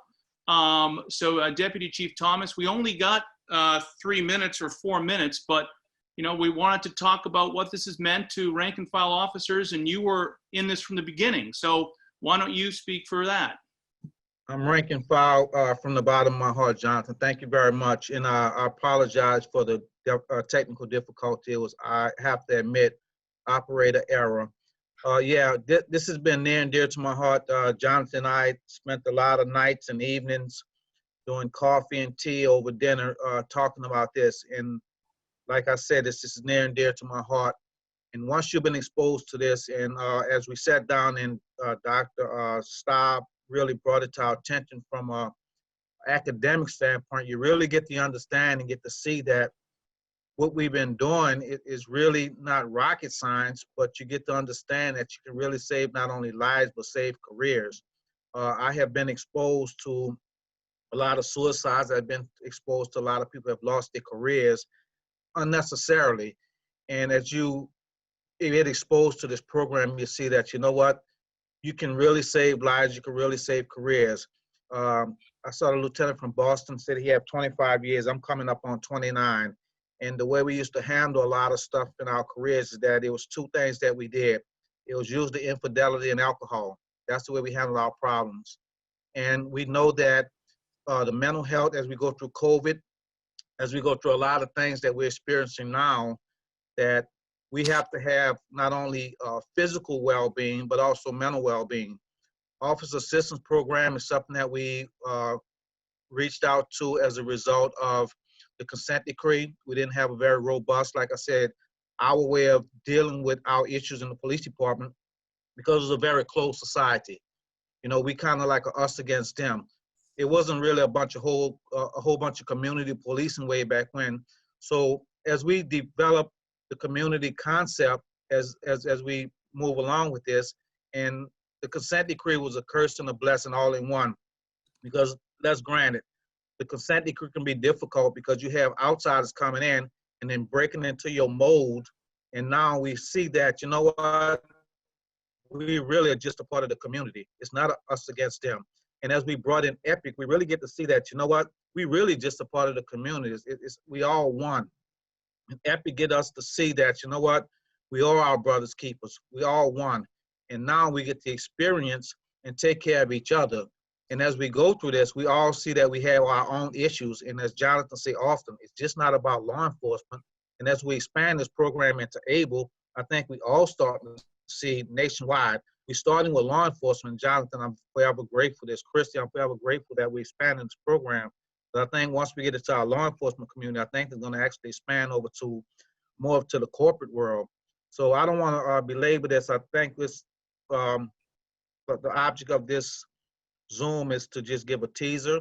So please, as y'all embark upon this, and this is just a teaser, more to come. So like I said, this is just a law enforcement jump off, but I think it's going to expand into the community. It's going to be a nationwide, and Dr. Staub talked about it with LA, and I think it's going to expand to lawyers, doctors as well. So that's my spiel, and I'm very excited to be a part of this. So thank you, Jonathan. John, thank you very, very much. We really appreciate you jumping in. Jody, thank you. So what we're going to do now, keeping with our open house theme, is we'll turn off those cameras and we're going to hand the mic over to Dr. Joel Dvoskin. Joel, as I'm sure he'll tell you, at least I hope he'll tell you, was one of the very first people to be focusing on how we use active bystandership skills in the police context. So Cal, can you put on Joel's camera and microphone? Yep, I just asked him to do so. Okay. Everyone bear with us for 1 second. I see the mic coming on, and I think the camera will be coming on in 1 moment. There we go. Joel, can you hear me? I can. Can you hear me? Absolutely, we can. Joel, I pass you the mic, my friend. Well, hi, everybody. My name is Joel Dvoskin. I'm a psychologist in Tucson, Arizona. I'm going to talk about the effects of ABLE and active bystandership on officer wellness. So what you've heard already said, there's 3 legs to this. We want to prevent mistakes and misconduct, but we also want to improve the lives of our officers. If I want you to change your behavior, the first question I need to think about is, what's in it for you? Why would officers want to do this? And what we found in New Orleans is that selling officers on the quality of their own professional life, their own personal life, matters to them a great deal. So historically, when officers became aware of a serious mistake or misconduct by a colleague, they were faced with 2 horrible choices. One, they could tell somebody and be at risk of being labeled a snitch, which in some departments, many departments, will get you ostracized by fellow officers. And in the worst case scenario, could endanger your life. If you call for backup and people don't show up, your life's in danger. So officers were between a rock and a hard place. If they didn't snitch or rat or tell somebody or report it, then they would, we're in a position where they would have to lie about it, either to say I didn't see anything when they did, or to write a report that says I didn't see anything, or even to write down something that never actually happened, which in many places is actually a crime. When you're faced with these choices between a rock and a hard place, what does it do to somebody psychologically? It makes me doubt myself. It makes me wonder about why I got into this business in the first place. It makes me doubt my colleague and maybe a lot of my colleagues. But either choice causes me fear, and fear causes anxiety, and anxiety is not healthy. So ABLE and EPIC have a potential to improve morale by reducing officer anxiety and fear.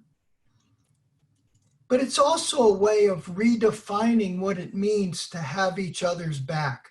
One of the great things about law enforcement is the camaraderie that comes from believing that there's other members of this team who, quote unquote, have my back. So what does it mean to have my back? Well, historically, it meant supporting you no matter what you did, even if what you did is going to ruin your career. It also meant that I have to jeopardize my own career by lying about what you did, which in turn jeopardizes my family, especially if I'm the sole breadwinner of the family. If I go to prison or if I lose my job, my family suffers. So why in the world would I want to be forced to choose between loyalty to my family and loyalty to my fellow officers? Well, in my opinion, for the first time in New Orleans, the development of EPIC gave officers a third and much better choice. And that is to prevent the bad thing from happening in the first place. So I don't have a choice to make.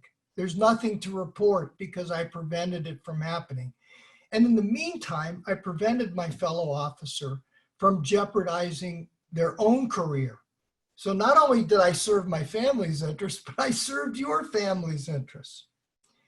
I just want to say a quick word about officer safety. So the two most important ways that I can help an officer's wellness is to keep them alive and to keep them in their career.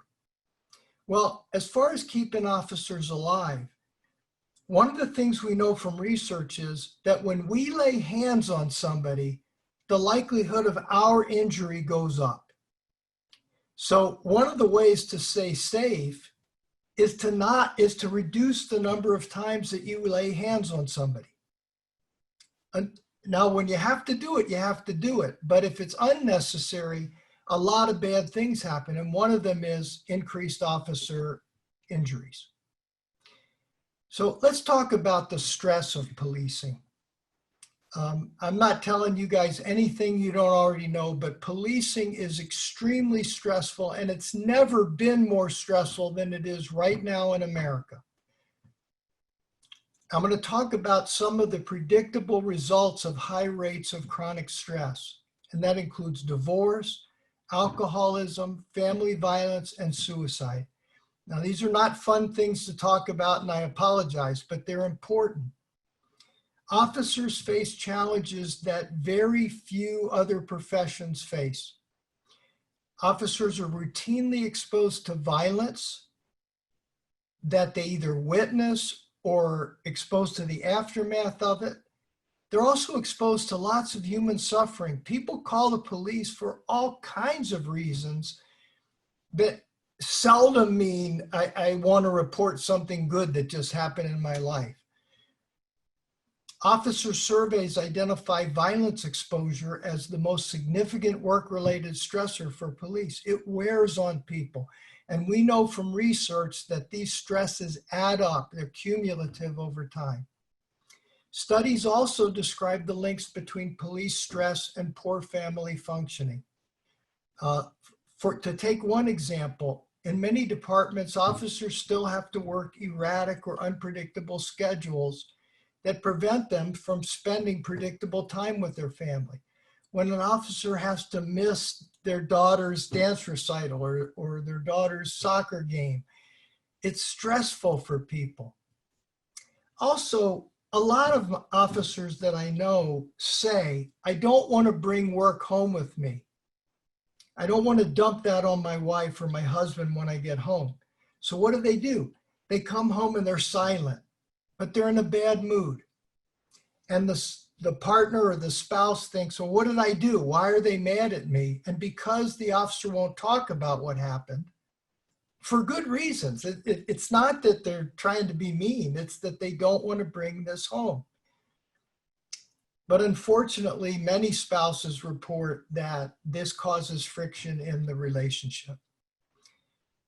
Another problem, according to one report, 40% of police officers suffer from a sleep disorder, which is double the rate, the estimated rate of the general population. Again, this is a combination of cumulative stress, anxiety, and also the changes in personal schedules that policing often requires. Alcohol. Estimates show that between 20 and 25% of police officers are problem drinkers. This is by surveys of police officers. And we know that in many departments, alcohol consumption is an important part of police culture. And police scholars identify the problem of off-duty alcohol abuse as early as the 70s. It's always been an issue. So what are the consequences of extreme stress? Well, some of them are intrapersonal, which is my own mood and emotions and thinking. So that can be depression, post-traumatic stress disorder, secondary post-traumatic stress disorder from observing traumatic events, substance abuse, whether that's food, alcohol, painkillers, drugs, sleep disturbances, familial stresses, divorce, intimate partner violence, child abuse. These are all things that are reportedly more common among police officers than the general population, and all of them are attributable to chronic stress. Occupational consequences, time and attendance, forced overtime, organizational consequences, bad morale in the department that one works in, and of course health consequences such as blood pressure, high hormonal stress levels, all of which can increase the likelihood of heart problems, coronary problems, heart attacks, etc. Depression, anxiety, and PTSD are especially common among police officers, but the police culture tells people not to acknowledge them. The stigma of mental problems or emotional problems is alive and well in America, but it's also alive and well within the police culture. In addition to stigma, there's the machismo of, and I don't mean men, I mean men and women alike, that police officers aren't supposed to show weakness. So all of these things lead to the most serious consequence of chronic stress, and that's suicide by police officers. The Police Executive Research Forum has issued studies and publications about officer suicide. Numerous studies show that law enforcement officers are at a higher risk of suicide than almost any other profession. And the numbers are underreported. I know of cases where medical examiners have been urged to report an officer suicide as an accidental death to protect the family from embarrassment or shame. The risk of suicide among police officers is 54% higher than among American workers in general. And check this out. The risk of suicide among police officers is higher than the risk of suicide among prison inmates. As Jonathan said earlier, police officers are much more likely to die by suicide than to die on the line of duty. Over a 4-year period, at least and again, it's underreported, 648 police officers committed suicide compared to 442 officers who were killed in the line of duty during the same 4-year period. And the number of officer suicides, while it varies from year to year, appears to be steadily increasing. And interviews with survivors, in other words, fellow officers, friends of the officer who died, suggest that other officers frequently saw them going down the tubes, saw the officer exhibiting signs of depression, extreme anxiety, despair before the suicide. What a wonderful opportunity for active bystandership, to speak up and say something that might encourage the person to ask for and get the help that they need so that they can continue their career and continue their life. Okay, now I'm going to talk about another uncomfortable topic, which is domestic and intimate partner violence. We know that officer-involved domestic violence is underreported. We know it's a serious problem within officer families, but it's very hard to collect accurate prevalence statistics. But some studies show that at least 30 to 40% of police officer families have experienced domestic violence, which is considerably greater than the general population. Here's an excerpt. The causes of the high rate of domestic violence in police officer families can be attributed to the unique job-related problems that police officers face, which we've talked about. Congress passed the Crystal Judson Domestic Violence Protocol Program, which provides funding to law enforcement agencies to counter officer-involved domestic violence. I just want to finish with how can active bystanders can help. If you see something, say something applies to us with our friends. If you see a friend that's exhibiting despair, it's okay, it's necessary to ask them if they're thinking about hurting themselves. You're not going to give them an idea that they wouldn't have otherwise had. We know that peer-to-peer approach is one of the most effective ways of helping people with emotional problems like despair. We want to ABLE teaches people not only how to provide an intervention, but how to receive one. If you want an example of a case, I don't have time to go into the details of it, but the David Brame case, David Brame shot and killed his wife after she made allegations of domestic violence. And Brame's friend and assistant chief knew about this and didn't intervene with him. Had she intervened, we don't know what would have happened, but if he had gotten help instead of pulling the trigger on that gun, and David will never be able to ask him because after he shot his estranged wife, David Brame shot and killed himself. The best benefits are able, in my opinion, are to save lives and to save careers of police officers. Thank you all for your attention. I appreciate it. Joel, thank you so much. You have taught me so much over these years since I've known you. You've done so much for New Orleans, and now thank you for doing so much for the country. Really appreciate it.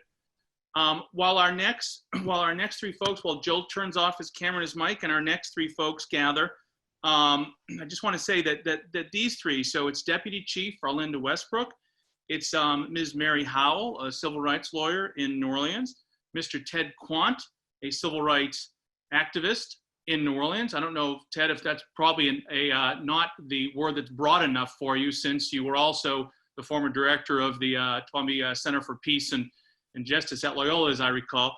But these three are going to talk to you, and these three are a fascinating team because they not only were all instrumental in bringing EPIC to light in New Orleans, but now they're all intimately involved in giving EPIC a national platform with ABLE at Georgetown. So Ted, Mary, and Arlinda, I turn the mic over to you, and I'm going back on mute. Hi, Jonathan. Thank you. Can you hear me? Jonathan? Yes, yeah, I went back on mute. Yes, I can hear you, Mary, perfectly well.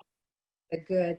I'm going to start out, and I've got 5 minutes, so I'm going to talk really fast. And thank you for giving the opportunity to do this and for the great work that you and Christy are doing in putting this program together. I've been a civil rights lawyer here in New Orleans for over 42 years, mainly dealing with police misconduct, and I'm sad to say I've been very busy.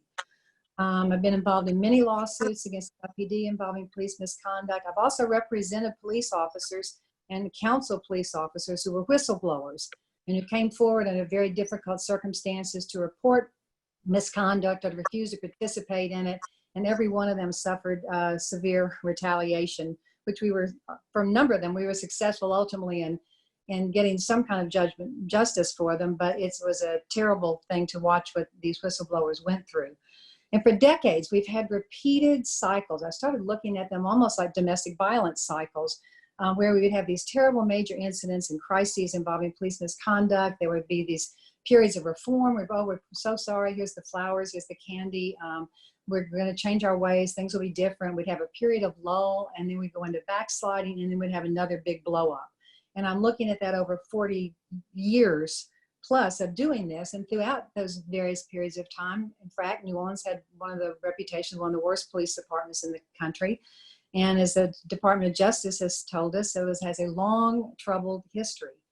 Almost every one of the major incidents that I've been involved in and cases involved in addition to officers who are violating the law, engaged in active misconduct, engaged in brutality, there were bystanders, with probably the one exception being sexual assaults. I've also represented victims who were raped and sexually assaulted by police officers. But almost every one of the incidents where we had bystander officers, these are officers who knew that a civilian's rights were being violated, had the opportunity, could have done something, said something to intervene and stop it, and instead they did nothing. And those cases have haunted me over the years, because I kept asking, why would people not intervene and stop this obvious miscarriage of justice and stop these terrible incidents? And these were often cases where we had what I call the exoskeleton police accountability. We had the civil lawsuits, we had the criminal prosecutions, we have many officers who have gone to prison for these acts of misconduct. We've had disciplinary action, we've had early warning systems, we've had retraining, we've had policy changes, we've had all of this exoskeleton, but it still was not enough. And when we went into Katrina, we saw, and the whole country saw, sort of basically the collapse. I always say that Katrina didn't cause the collapse of our New Orleans Police Department. It exposed what was going on here, but it became painfully clear to all of us that what we were doing wasn't working. And that something had to change. And in particular, there was one case right before Katrina that haunted us, and it really illustrates what we were up against. And again, ironically, this involved a field training officer and a rookie. And it was about a month before Katrina in the Treme neighborhood, broad daylight in front of countless witnesses. Field training officer stopped Raymond Robert, an African-American man waiting to do some handiwork for one of the neighbors. And at the end of that encounter, Mr. Robert had been beaten, had injuries that ultimately resulted in his death, while the rookie stood by and did nothing and did not intervene. And they ended up trying to cover up the beating. Eventually they were prosecuted, both of them by the feds, and were both convicted, which is an anomaly, in federal court. That field training officer is now doing 22 years in prison. The rookie did 5 years. But again, this is that question of how could the rookie, and we understand the cross-rank issues, to stand by and to watch this happen in broad daylight in front of all these witnesses and do nothing. This haunted me, and it haunted, I think, many people who heard about it and learned about it. So there was nothing new about this. The legal duty to intervene is well established in the law. It's well established in civil lawsuits. It's well established in the criminal law, that duty is there if you have knowledge and the opportunity to intervene and fail to do so. But what happened is that there was almost every case, the officers remained silent, except, as I said earlier, the ones who did speak out, often at great peril, and then they would run straight into the code of silence, like Joel talked about, and they were often the subject of retaliation, shunning, de facto into their careers, and end up leaving the department. So all of this history has provoked a discussion we've been having here for, I think, decades about what to do about bystander officers, what to do about preventing these problems.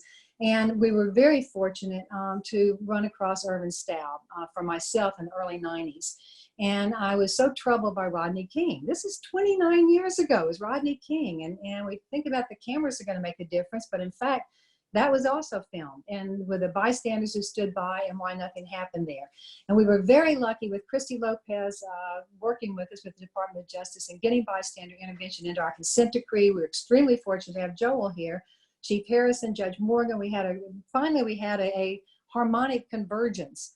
A lot of people were asking these same questions. And the question is, how do we prevent this stuff? Not what do we do after it happens, but how do we stop it from happening? Most of our machinery of police accountability is after the fact, after the harm and injury has taken place, after the code of silence has kicked in. And that's what's different about this. It's starting at the point of impact and saying, stop it there before it keeps going. We've already seen some results in New Orleans that are positive that people are talking about. Orlinda will mention, but I want to say a couple of things. This is not a panacea. We've also had failures. Even since the training has gone into place, even since the consent decree has gone into place, we've had failures with some special task force units. We've had a lot of controversy here about what happened with the New Orleans Police Department and handling the protest on June 3rd on the bridge. So there's still ongoing debate and struggle and controversy happening here. But what we do know is that this program can reduce harm, it can reduce violence, and it can save lives. And you look at we've been having this conversation for years. We've got Rodney King for 29 years. You can go back and look at Raymond Robert, 15 years, Eric Garner, 5 years. We're having it again because of Mr. Floyd. And we need to stop having the conversation and actually have real change. And I think that EPIC and ABLE are a vehicle to try to make that happen. Thanks, Mary. Now we're either Ted or Orlinda. I don't know who's next. It looks like Ted unmuted, so all yours, Ted. Thank you. My name's Ted Kwan, and the first thing I want to do is say thank you to Jonathan and Christy for launching ABLE. It was only a few years ago that many of the people speaking here today were invited to the New Orleans Police Department to help with their reform effort. It was at one of those meetings that we decided to make peer-to-peer police intervention the engine of cultural change in the NOPD. I remember saying at the end of that meeting that we needed to take a picture because this was a historic moment. I feel that way today about ABLE as we take that vision to a national level. I spent 50 years protesting the police, protesting against police brutality, and 30 years trying to bring about cultural change in the department. At Loyola University in the late 1980s, we held classes with the police and community, people from public housing, to dialogue and train together. A core element of that training was Dr. Staub's research on the power of active bystander intervention. The training benefited those who participated, but confined only to a few officers, it was ineffective for changing the certifiably brutal culture of the New Orleans Police Department. Culture demands assimilation and exclusion. That is true for corrupt police cultures, and that is true for epic police cultures. Leaders determine which culture will prevail. Leaders decide which values and behaviors get rewarded and which ones get punished. I don't just mean administratively punished and rewarded, but how in a day-to-day performance of police work, peers support each other in implementing the new culture. Let me tell you a story to make this point. 30 years ago, Patrolman Joel Sylvie and Sanford Johnson acted on what they had learned in the Loyola program about bystander intervention. They saw a fellow officer brutalizing a handcuffed Black teenager. Normally, they would have kept going, but they looked at each other, and without saying a word, they knew they had to go back and intervene. They had to physically intervene to stop the brutality. That's the good news. The bad news is that they were punished for doing the right thing. The leadership supported the culture of non-intervention and going along to get along. But that was then. Today's department leaders are the leaders who led the creation and implementation of EPIC. A veteran policewoman told me it was really bad back in the day, but now, for the first time, she is seeing real change and she is hopeful. Here is the kind of positive EPIC story that gives her hope. As you know, a principle of EPIC is that it gives permission, in fact demands, from the lowest ranking officer to be able to intervene with the highest ranking officer to protect each of them from making mistakes or doing harm. This is a story about a young rookie police officer, a woman police officer, and a commanding officer working in the French Quarter. There was some women in the street selling these drink shots, which was not legal in the location where they were. The senior officer was telling them they can't sell the drinks. The women were arguing with him. Why are you always picking on us? Why don't you go catch some real criminals and leave us alone? Stop messing with us all the time. They escalated, arguing and cursing in defiance. The senior officer was being very professional and handling it, but the rookie could see that he was about to lose his temper and go off on these women, and there was going to be some mess. So the rookie touched his sleeve, got his attention, and stepped in as if to say, I got this. Now the senior officer gives her a look like, who do you think you are telling me what to do? And she pointed to her EPIC pen. When she pointed to her pen and he sees this, he stepped back and she took over. She de-escalated the situation and got compliance from the women.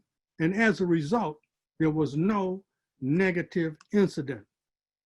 EPIC creates stories that are never told because nothing happened. But something did happen. An incident was prevented. The rookie was really proud of what she did. She created a verb. She said, I epicked him. EPIC creates many untold stories. Let me close with this one. I was at a meeting and I was talking about EPIC. Afterward, a man I know who often has bad run-ins with the police came over to me. He said, Ted, something strange is going on. The police are being nice to me. They're asking me, how am I doing? And do I need anything? It's scary. Indeed, it's a scary good thing, what is happening today. So thank you all for being here today, and that the launching of EPIC of ABLE is going to be a great advance for our country and for police department and for people everywhere. Thank you all very much.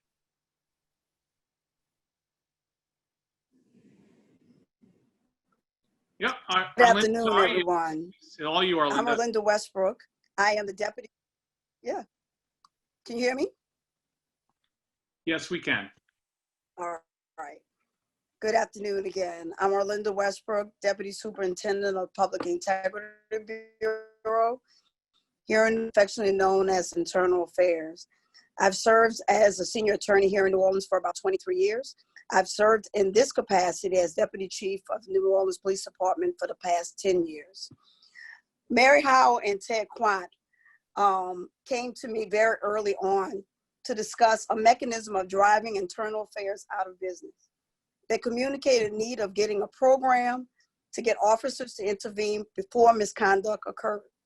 This program will be driven from the officers level, created by the officers and the rank and file as a mechanism to change the culture within the NOPD. I was intrigued and willing to listen.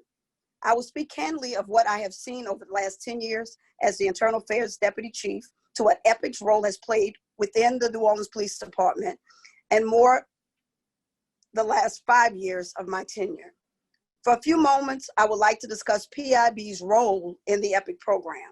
As Jonathan said earlier, we knew very early on that we had to have a very limited role. but we do in fact still have some form of a role. PIB works directly with NOPD's Officer Assistance Program as a way to mitigate discipline when an officer has accepted intervention. This can assist in the prevention of possible use of force escalation or obvious substance abuse or mental health issues. Some of the services include when we have a DI-1 in our office or a formal complaint, we work with the office so that we can make sure we can mitigate any type of damages and any officer. And brief counseling, stress management, alcohol and substance abuse, referrals, requested help, and we have taken immediate action to assist in the intervention.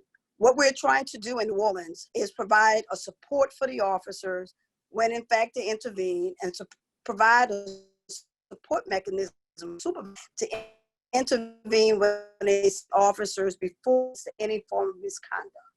As Deputy Chief of PIB, I have the authority to mitigate discipline. Mitigation is about whether the officer has accepted that intervention or not. One of the things that we have done is a major part of our close and effective supervision. Supervisors are utilizing confidential referrals and are used to getting officers their assistance specifically tailored to what they need. EPIC is not just a tool for intervention for misconduct or policy procedures. It can be used to also intervene in health and wellness, as you heard Dr.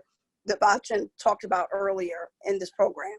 Peer intervention is a nucleus of ensuring high quality ethical policing by encouraging fellow officers speaking up and stopping a wrong act before it happens. It is the way to promote safety for both officers and the community. It is necessary for officers to understand that peer reporting is supported without fear of being shunned or retaliated against by other officers. Peer intervention in New Orleans as incident could be the difference maker between life and death for officers and citizens. This is why we believe that the intervention training that NOPD officers receive today is invaluable.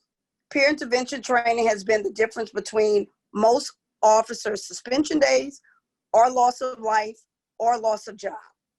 EPIC, what I'm happy about, is now being expanded into a national program and is assisted in expanding all of the work that we've done here in New Orleans. I thank Christy and I thank Jonathan for all their help in getting this program started. Because now, as an internal affairs director, I have officers now coming to me to report misconduct. And also it is driven consistently over the last 5 years. Our citizen complaints have been driven down and our rank initiated complaints are up. Because supervisors are now intervening and feel that they can intervene without fear of retaliation, this EPIC program, now launching into ABLE, will now be a national model. Thank you, Jonathan. That was amazing. Mary, Ted, Arlinda, thank you all so much. You all continue to inspire me.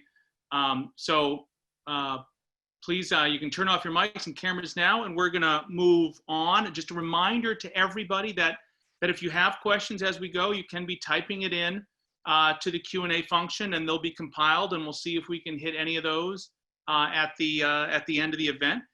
We're in the home stretch now, and I'm now we're gonna be talking about the actual training. We've mentioned that there'll be National Able Train the Trainer event in September. So Dr. McGee, if you can turn on your camera and mic, and Sue, I see that you have yours on already. I welcome Sue and Deidre to the call, and I will now mute. Good afternoon. I'm Dr. Deidre McGee. I'm the Academic Director of the Education and Training Division for the New Orleans Police Department. It was actually the vision of Commissioner Michael Harrison, who was at the time the police chief in New Orleans, following one of the recommendations of the consent decree monitors to have an academic with a PhD to lead the Education and Training Division. And Deputy Chief John Thomas was on the panel that grilled me before I was hired for the challenging position. I'd also like to thank Deputy Chief Paul Noel, because it is the deputy chiefs who embraced and welcomed me and also empowered me to take the lead with the transitions in education and training. At the academy or the Education and Training Division, we follow a developmental approach for initial recruit training. And that means that their learning is set up as building blocks where information is developmentally, intentionally placed on a spectrum so that skills and knowledge build. And also in terms of our in-service, which is really continuing professional education, the entire dynamic for in-service change to a more professional academic environment. So when I came aboard, my background is in teacher education, human development, educational leadership, and program evaluation. So I used the tagline, enter to learn, exit and apply, because I realized early on, some officers hated coming to in-service. And so my goal was to remind them that everything that they learn, they are to apply instantly. So enter to learn, exit and apply. And when we think about ABLE and EPIC and what we are launching here, it's important to realize the mission is to ensure every police officer in the United States has the opportunity to receive meaningful, effective, active bystandership training. So by meaningful, I'd like to drill into the fact that when I entered law enforcement training 4 years ago, traditionally, police training included more of an apprenticeship model, meaning that the instructors who were officers and trainers had the sort of perspective that, look, I'm the police, I'm good at it. Look at me, do what I do, say what I say, and you will be a good police officer like I am. And so we moved to a more academically rigorous, standard-based instructional practice. So traditionally in the training, there was memorization of legal information. That is the constitutional law, the state and municipal codes, and departmental policies. There was rigorous training in tactical skills, and then basic communication skills with the mission to enhance community engagement. Our transition became more focused on actually teaching and learning. And I challenged the officers who were at the academy. And when I got there, there were officers who had been there for many years, as I was told on a daily basis. However, in our first staff meeting, I asked them, as a trainer, you've been training, and I let them state how many years they've been training and what their specialty is and what their expertise is and what it is that they do best. And then I asked the question, so when is the teaching part? When is the learning part? How do you know the difference? And how do you measure that? And so there was lots of silence. And from that point on, we transitioned our thinking, first of all, to what are our expected learner outcomes? So with this specific training moving forward, we will integrate all aspects of training. We know that we learn cognitively, that is the knowledge base. We learn in terms of the psychomotor, those are the tactical skills. And we learn in the affective domain, which has to do with our beliefs, values, and how we integrate those. And then our emotional intelligence. And you heard Dr. Vasca discuss all of the stressors that officers bring into the work environment. So in this training environment, in ABLE, our goal is to be certain that all of those learning domains are balanced. Instead of just memorizing the law and practicing some specific skills,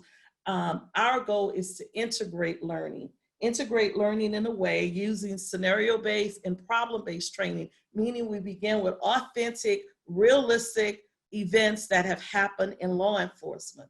And then the key is, how do you balance the knowledge? You understand the constitutional rights of a person who is being arrested. You understand the policy, the law, but how do you balance it all with effecting an arrest that is actually within the bounds of the laws and maintaining your professionalism? So in this training, instead of the traditional lecture and PowerPoints, we will use the instructor as a facilitator. and facilitators focus on using guiding questions to lead to more critical thinking and critical discussion. So one thing that I want to mention is that often in law enforcement training, we've bought into specific projects or models, but academic research shows that unless you have persistence with those core concepts and those values integrated across all of your training and re-emphasized, then there's very little evidence of change in practices. So that is why ABLE will include an 8-hour initial session, 2-hour annual refresher training, and then ongoing repetitive roll call training as needed. And the final thing that I want to say is that one of the things that we incorporated into the New Orleans Police Department Education and Training Division was actually integrating our core values, including EPIC, in as many courses as possible when it was an authentic, natural connection. So for example, in a use of force class, learning about force and learning about what's appropriate, the scenarios would involve situations where an officer perhaps didn't use the appropriate level of force, and what options would someone else being present have in terms of intervening, and what are the inhibitors to intervening. So we integrated EPIC across several courses. So when we talk about ABLE being comprehensive and developmental, our goal is to not teach those skills, knowledge, skills, and abilities as separate siloed events, but integrated events that will truly impact the culture of how policing happens in all of our agencies. Sue? All righty, I guess that's my cue to jump in. Yes. I really appreciate the groundwork that Deirdre's laid, because this program is so well thought out and so comprehensive. I'm just going to take a minute to talk about the actual Train the Trainer event in September. It will probably be near the end of the month. We don't have a date picked yet. It's going to be held virtually, and it will probably require about 2.5 days of the trainer's time. We are planning at this point to have a short pre-session, probably about 2 hours, maybe on a Friday, to make sure that the students are able to use the technology, and we'll introduce the pre-study materials. So they'll have the weekend to do their reading and be prepared.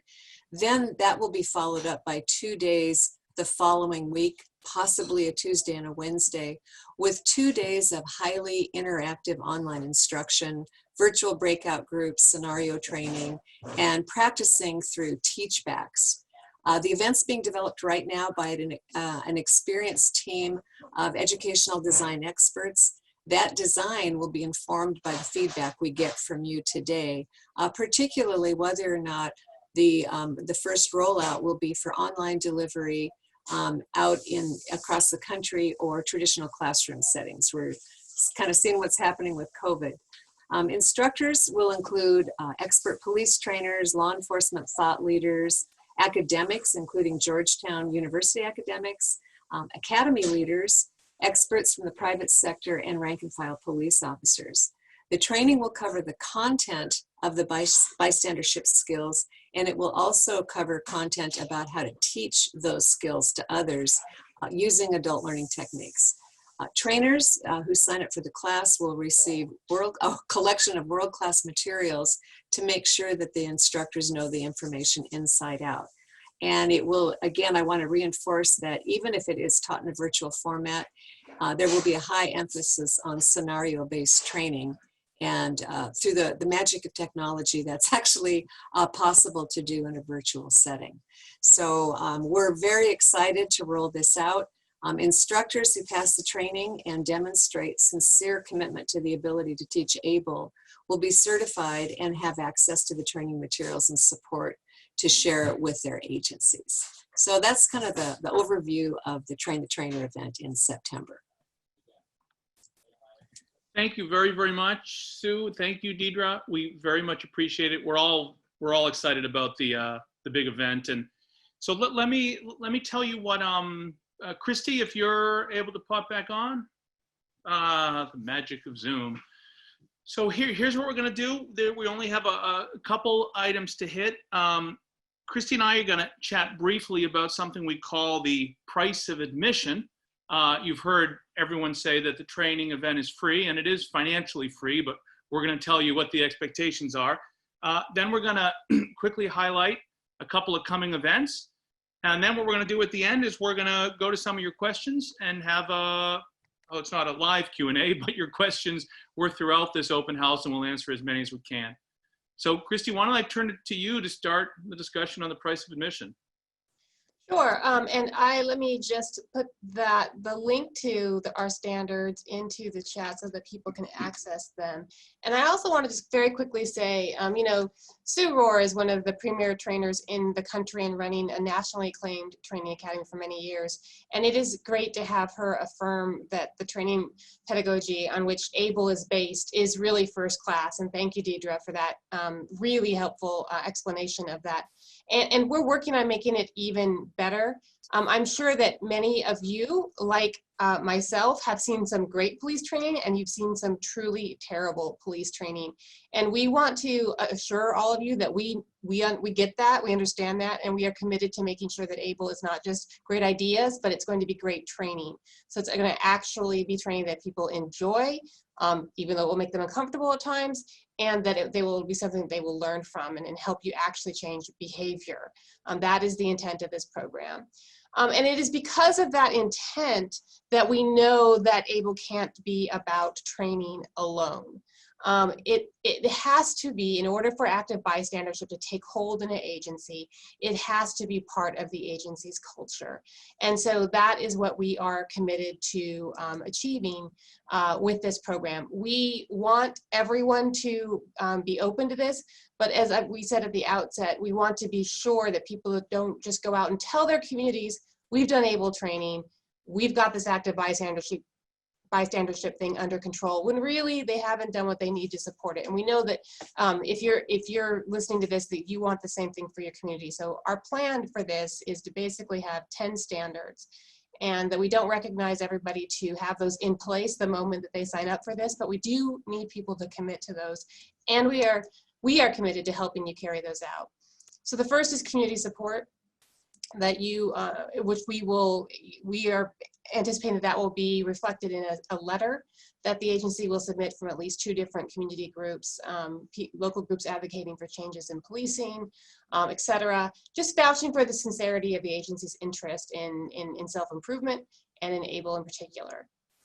Meaningful training, Deidre noted this, the 8 hours of initial training, 2 hours of annual refresher training, and to incorporate that training into other topics. So that officers can see it as it is actually going to arise in the course of their work. The third one is dedicated coordination. We need to have the department commit somebody. It doesn't have to be full-time, but somebody knows that this is their wheelhouse. They need to help make sure that this program is becomes part of the agency culture, that the training is delivered, and all of those details. Program awareness is really important from the chief down. Everyone needs to understand that this is a thing, it's happening. I'm sure many of you have had the experience as I have. You have some great program, and outside the people who are charged with carrying it out, no one in the department really seems to know it's happening. This isn't going to work if that dynamic happens here. Accountability. That you have to have a strong anti-retaliation policy to ensure that interveners are not punished or targeted or otherwise ostracized, and that the agency is going to investigate instances of apparent retaliation. And that's, again, that is part of, in the misconduct policies, disciplinary policies have to support that as well. It's simply the idea that you will be supporting people who support intervention. The sixth one is officer wellness. There's a lot of research showing the link between officer wellness and outward misconduct, and it's just the right thing to do for police officers to make sure that they're taken care of mentally and emotionally, and that their families are cared for. And again, it's going to be very difficult to implement this program in your department if an officer can't intervene, and there's nowhere for for that officer to go. So we want the agency to have a meaningful officer wellness program, including access to professional counselors. Again, if you're a small agency, that doesn't necessarily mean you have to hire your own counselor, but there are obviously different ways that you can and probably already are making those services available to your officers. The seventh thing is reporting. The active bystandership program is not intended to alter the agency's reporting policies. And I love the way that Ted Quant put it, that there's a lot of stories that aren't told because of ABLE and active bystandership. And I think that is going to hold true. It's not going to change the reporting obligation of any officer. But if an officer should have intervened and did not, that is still going to be part of your process in your agency. Eighth, measuring officer perceptions. One of the ways we're going to measure the impact of this program is through surveys of officers. We are going to develop those surveys, and we are hoping that people will use the survey that we provide with your input so that we can sort of compare apples to apples. It'll be, you know, anonymous and just aggregate information released just to allow us and you to know the impact this program is having in agencies across the country. Finally, or second to last, follow through, that it really has to be implemented department-wide and has the support of agency leadership and command level staff. And that is going to, and we need to be able to take a look at that. So just being able to share with us your policies and your training curriculum so that we know that we are comfortable saying, yes, this is an ABLE program. And then finally, what we're calling number 10, paying it forward, that you're going to make reasonable effort so that when your instructors have been ABLE trained, that you're going to make them available as you can to surrounding law enforcement agencies at no charge, other than, you know, travel expenses or things like that, just so that, again, we can try to make this sort of program and training available to as many law enforcement officers as possible. And if those principles seem feasible and acceptable to you, then please feel free to register and send 1 to 3 instructors to our Train the Trainer event in September. And I'll turn it over to Jonathan to talk a little bit more about that. Thanks, Christy. So the big event that Christy just mentioned is the Train the Trainer event, and Sue talked about that. There is an event before that I want to make sure I mention because it's a wonderful event. The New Orleans Police Department and Loyola University New Orleans will be holding its 3rd annual EPIC conference. And you can get the information about the EPIC Leadership Conference. It's a great virtual this year, 2-day conference. Some of the same speakers you heard today will be going into a lot more depth. I think last year at our conference, we had over 115 police leaders attend. So check out the ABLE website and you'll see how to register for that. And then also we will keep updating the ABLE website with more information about the inaugural Train the Trainer event. So what Christy and I want to do now is we want to try to hit some of the questions that have been asked. I want to start though with one particular question, and then Christy, we can just go back and forth and hit them as we want. So one of the questions we got, which is an excellent question, because we've been using the term EPIC and we've been using the term ABLE throughout the last 2 hours. So just a quick few words about that. So first, ABLE, Active Bystandership for Law Enforcement, is the national platform that sits at Georgetown University in the Law Center. EPIC is the New Orleans brand of active bystandership training. Now, we work hand in hand, and in fact, as you've heard, the New Orleans brand came first. Right? EPIC was the first department-wide active bystandership training program, and now we're happy that working together with New Orleans, we've been able to create this national platform called ABLE.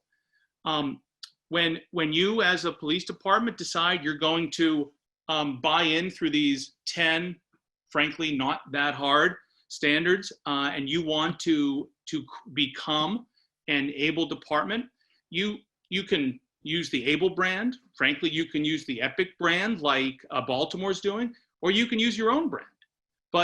But the point is, the concepts are all the same. So some of us talk about EPIC, some of us talk about ABLE, it's all the same. The New Orleans police officers that you heard from today are on the ABLE Board of Advisors, and this is just the national platform for that. So wanted to start with that one. Christy, do you have one particular you want to hit right off the bat? I don't think so. Okay, I got a couple to jump into if you don't have a favorite. Go ahead. Okay, so we got one or two. I think it was two questions about whether this helps officer morale, and I think that's a great question. And I can say from my perspective, absolutely it does. And my perspective comes from riding with police officers since 2013. I mean, I'm obviously not a police officer, but for 1 week every single month, I've been in New Orleans talking to and riding with police officers, and they confide. They're very open folks, even though I'm a monitor. And I can tell you, I have absolutely seen morale improve. We also have survey results to demonstrate morale has improved dramatically. But what I've seen is I've seen the New Orleans Police Department rightly show such pride in the program that they've created here. And one officer said to me, I am now proud to wear my uniform in public.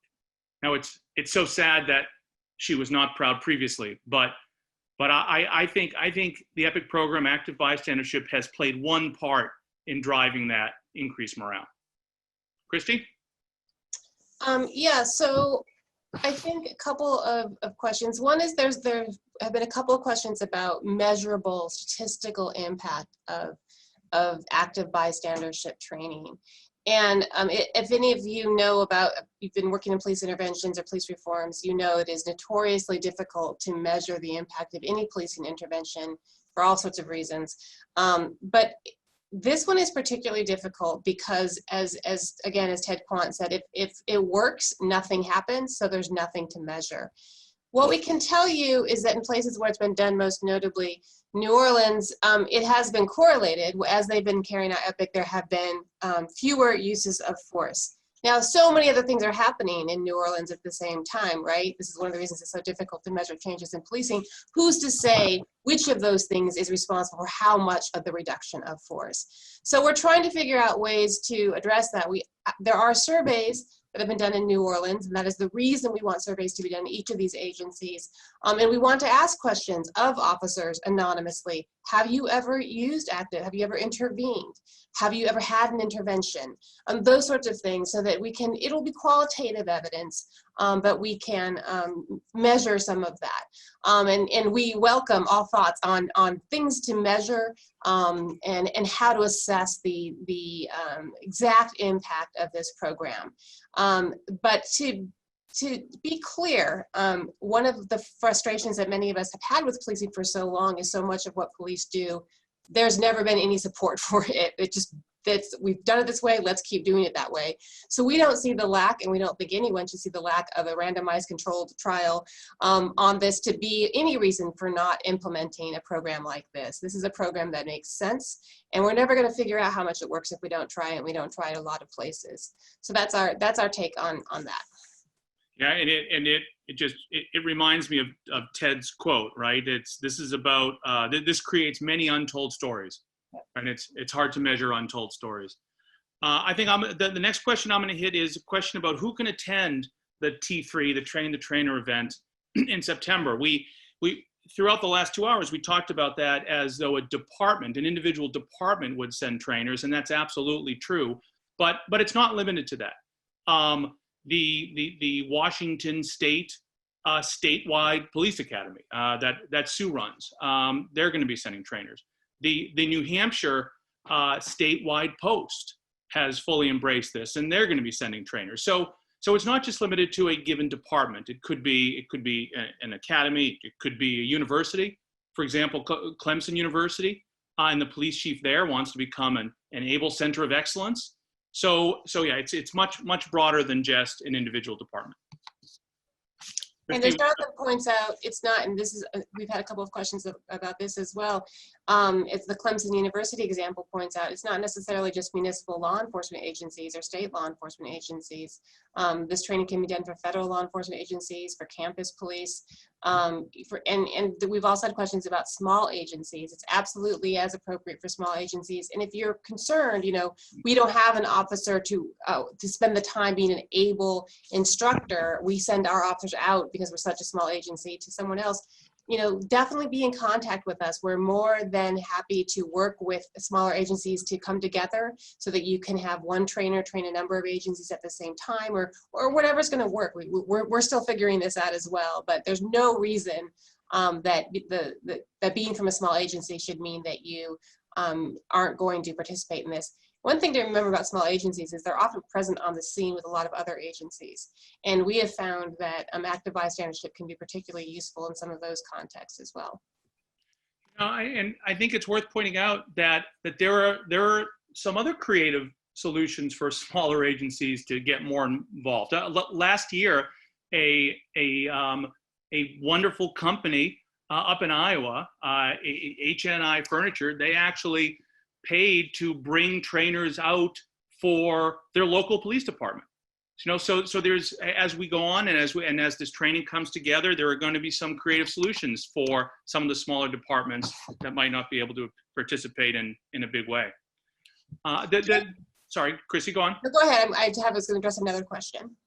Well, yeah, no, I was just going to use the concept of who's invited to answer another question about is it open to federal agencies? And I thought that's a neat question. Joel Davoskin, who you heard from, and Paul Noel, who you heard from, and Mary Howell, who you heard from, and I were speaking at a psychology convention last year that Joel invited us to. And after it was over, 3 different federal agencies came over and asked us if they could get ABLE training.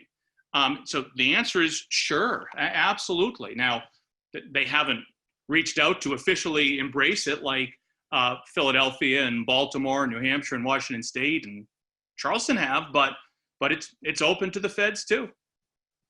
Christy? Well, and that question about what being open to the feds is a nice segue to the question I was going to address, which does it apply? Does active bystandership apply in responses to mass protests and in violence by police and the use of force by police during those protests? And the answer is absolutely.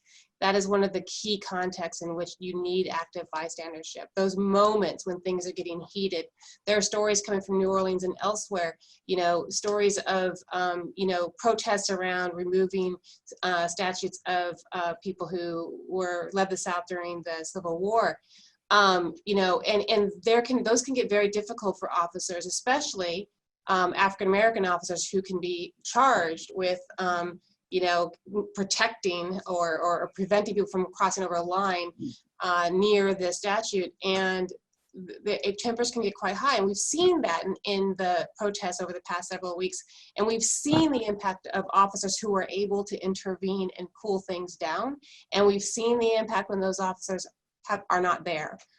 It's absolutely a key part of that exact kind of situation, of a better response to that exact kind of situation. One of the other questions, I think we received this one from a few different people, and at least in different versions, was what sort of hurdle does the hierarchy and seniority within a police department create for teaching something like active bystandership? Well, it does create a hurdle, but it's not an insurmountable one. The inhibitors that Dr. Staub and Dr. Davoskin and others have talked about, the inhibitors to intervention, apply more readily in a hierarchical structure. You'll notice early on when we were talking about some of the other industries that have used active bystandership to solve their problems, the medical profession, airline cockpits, all hierarchical. So to recognize that the hierarchy creates a hurdle is important. One of the ways the ABLE and the EPIC program teach officers to overcome that is by borrowing something the military uses called PACE, P-A-C-E. It's actually, you know, we talk a lot about de-escalation. PACE is actually a theory of escalation.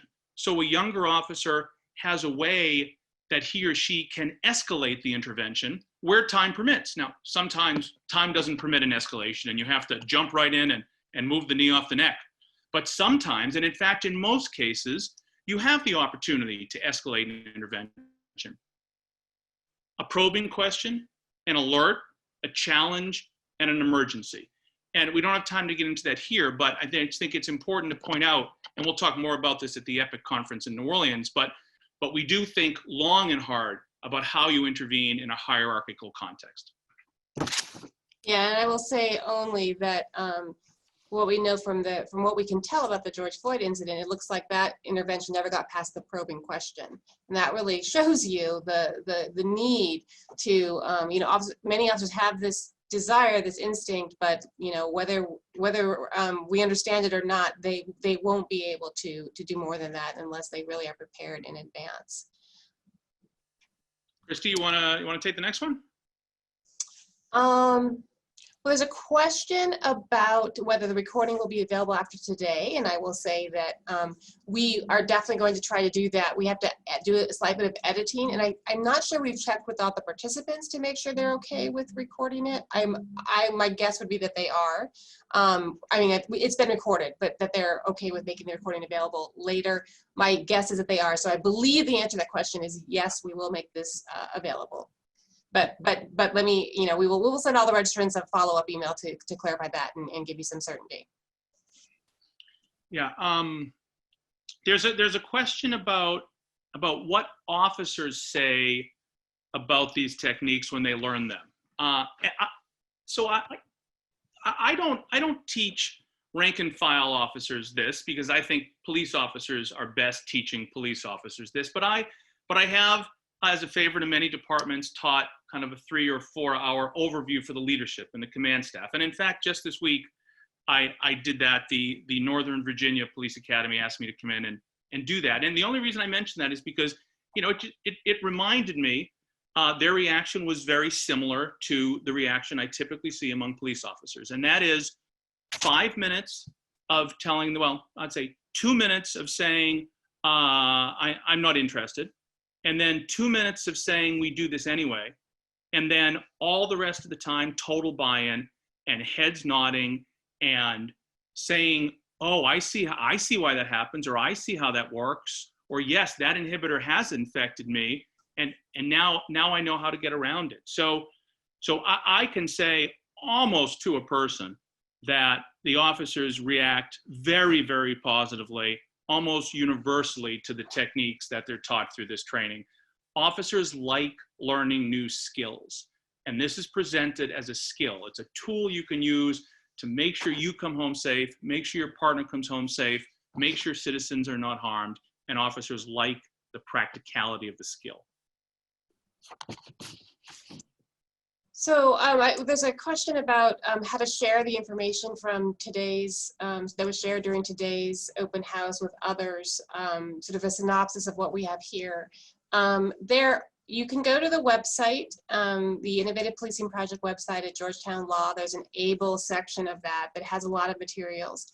In addition, the New Orleans Police Department website has a number of readings about the EPIC program, which is functionally quite similar. In terms of the upcoming events and the dates of some of these things, the ABLE website on the Georgetown, at the Georgetown website is your best bet. But we can send this information and point you to particular documents in a follow-up email that we'll send to all registrants, so you should be able to share this with people. There was a question about the biggest challenges in changing cultures at a police department. Now that's a much broader question than we're here talking about here with ABLE, but I will answer it in the context of ABLE at least. And having watched the New Orleans Police Department do it, and now getting the opportunity to watch Baltimore do it, and being involved in helping to set up this national platform, what I see are some of the obstacles to the culture. One is the very strong view in policing that, well, why do you do something? Well, we've always done it that way. And that becomes an obstacle to innovation. Getting over that obstacle in innovation then paves the way to accomplishing things you never quite thought was possible. The second one is fear of partnering with the community, or fear of partnering with non-police officers. I certainly remember in New Orleans at the outset, the idea that they were going to be working hand in hand with the likes of Ms. Mary Howell, who you all met today, was something that they never would have considered. But once they got over that fear of partnering, it's amazing what they accomplished. And then the last hurdle, at least to implementing active bystandership, that I see is a misunderstanding of what it is. Like you've heard today, ABLE is not a peer support program, although it helps with peer support. It's not a rat on your fellow officer program. This is a tool to train officers how to do what most of them want to do anyway. And getting people to understand what active bystandership is and what it isn't is an important element of driving that cultural change. Christy? Yeah, and I think I spoke earlier to the ways that I think that active bystandership gets at underlying, sort of problems that are impacting behavior and policing that can address it more broadly than just intervention. We've had a few questions about sort of the nuts and bolts of the Train the Trainer program, so I want to try to address those. One question is whether you need to attach the 2 letters of recommendation with the request to attend the Train the Trainer session. Not when you request it, but by the time we have the Train the Trainer session in September, we will want that show of community support in the form of those two letters. The Train the Trainer event will be in September. I believe there's another question we have is about when registration will open. We will try to get that open as soon as possible, and we'll send everyone a link to that. Then you can sign up for that. You'll be registered for it, and then you have from now until September to sort of really make certain that you are good with those standards and are ready and able to move forward. One of the questions was from one person that his or her chief was not able to watch today, but he or she wants to make sure that the chief gets all this information. How can that happen? So here are a couple of ideas. One, as Christy said, we're gonna try to post this online, and then your chief can watch this. But here are a couple of other things. I'm confident I speak for Deputy Chiefs John Thomas and Paul Noel and Arlinda Westbrook and Academy Director Deidre McGee in New Orleans. They are always open to questions. You can find them online. You can email them. I know that almost everyone on this call has been very receptive to help. I alone probably get 5 to 10 half-hour Zoom calls a day just trying to help agencies. Everyone is very generous in this group. So we're going to post the video, we hope. You have people you can talk to. We're going to post more modules on the website. There's all sorts of articles, as Christy said. There's going to be additional workshops held. And remember, there's the New Orleans Loyola EPIC Conference coming up in August. So a lot of different ways to get help and make sure your colleagues know how powerful this can be. I forgot to mention one thing when I was talking about the logistics. One of the questions was whether oversight agencies can attend. And I think the answer to that is if your oversight agency actually provides training to a law enforcement agency, then yes, because that's this program in September. The EPIC conference is different, but the Train the Trainer program is really, it's going to be a real training. We're going to actually train people to go back and train law enforcement people. So if you're involved in providing training to law enforcement, then yes, that's who the intended audience is. There was a question about other agencies that have embraced active bystandership training. And so first, let me say that I think a number of agencies across the United States have embraced some form of active bystandership training. But to be clear, what we're talking about here is this kind of department-wide, top-to-bottom embrace. That's what EPIC was about in New Orleans. That's what ABLE is about here at Georgetown. So we certainly know New Orleans has, and we know Baltimore has. They're getting ready to roll out their program. And as I said before, some of the entities that have already committed to send multiple people to the ABLE event and to fully embrace ABLE is Philadelphia Police Department and the Baltimore Police Department, the Washington, D.C. Police Department, the entire state of Washington, thanks, Sue, the state of New Hampshire, the Charleston, South Carolina Police Department, the Clemson University. I mean, I can go on. There are a lot more, but since this ABLE national platform is new, can't say today the agencies have done the work that it's gonna take to pull this off. You're next, Christy. I don't have any in the queue. Okay, then you know what? Let's just give it 30 seconds to see if anything else rolls in, and if not, we'll actually let people have an extra 10 minutes of their day back. Remarkably, we ended almost on time here. I'm very proud of everybody.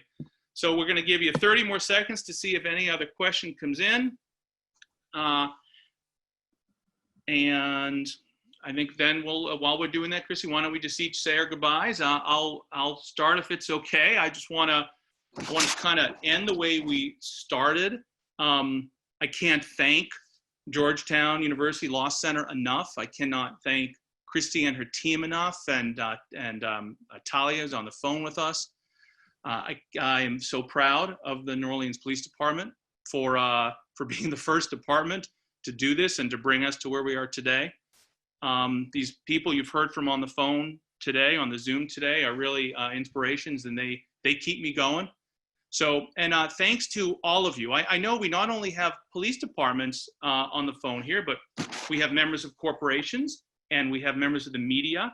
And so, I think I'd be remiss if I didn't put in a little plug that, for us actually to achieve our goal of training every police officer in the United States, we could use some help. So if you're a corporation listening to us, we would love you to reach out to us and help us fund this very bold and important project. So I'd probably be get in trouble if I didn't make that pitch. And finally, at least on my side, I want to thank my firm, Sheppard Mullin. My firm not only gives me is generous with my time and lets me put in all these pro bono hours, but they donated $100,000 to get this program up and running, as did the American Arbitration Association. So that 200 really allowed us to get this off the ground. So thank you to my firm, Sheppard Mullin, and to the AAA. And Christy, I'll pass it to you for your goodbyes. All right, just very quickly, 2 more questions came in. One is, how can media know whether agencies in their area are providing this training? That is a great question. I want sort of my version of Jonathan's plea to corporations is my plea is to media. You should be asking your departments, are you providing training like this? What else are you doing? And then we will unless there are objections, and I don't think there would be, if people are going to be involved in ABLE, certainly we will make that available to the public so you can know whether an agency in your area is involved in this program. There's also a question about whether there's a strict limit on the number of trainers you can send to the training. I don't think there's anything strict about this program at all so far, since we're sort of figuring out what works. It is very much in the pilot stage. And so if you believe that you can send more trainers, that they'll go back and do some training, definitely be in contact and we'll certainly entertain that. We just want to make sure we have enough space for everyone. There's a lot of role play involved in the training, and so we've got to keep it at manageable numbers. And with that, I just want to say thank you to all of you for participating today. I want to have a special shout out to Tanya Weinberg and to Kyle Bernardos, who have been so helpful in keeping all of you with us this entire time. And a final thank you to Talia Tuck again, who's our program associate, who makes all of this happen as well. But really, most of all, the thanks goes to all of you for putting in your time, because you care about your communities and you care about your officers and you believe that we can make things better. We share that optimism. We are committed to working hard to make that happen. And we are grateful for you all spending time with us today to figure out exactly how we do that. Thank you all so much. And the presenters, you're welcome to turn on your cameras and you can wave goodbye. Thank you all so much. It's been great to see everybody from all over. Oh, look, I love this. The camera's coming back on. We should take a picture. And by the way, Ted, your comment back then was that we need to take a picture of this. I just want to tell you, we did take a picture back in the day, and it was a picture at Dookie Chase with Mrs. Chase herself. And I'll talk to Christy and see if we can find a way to post that picture online somewhere. So thank you all, and thanks for all the listeners. Bye, everyone.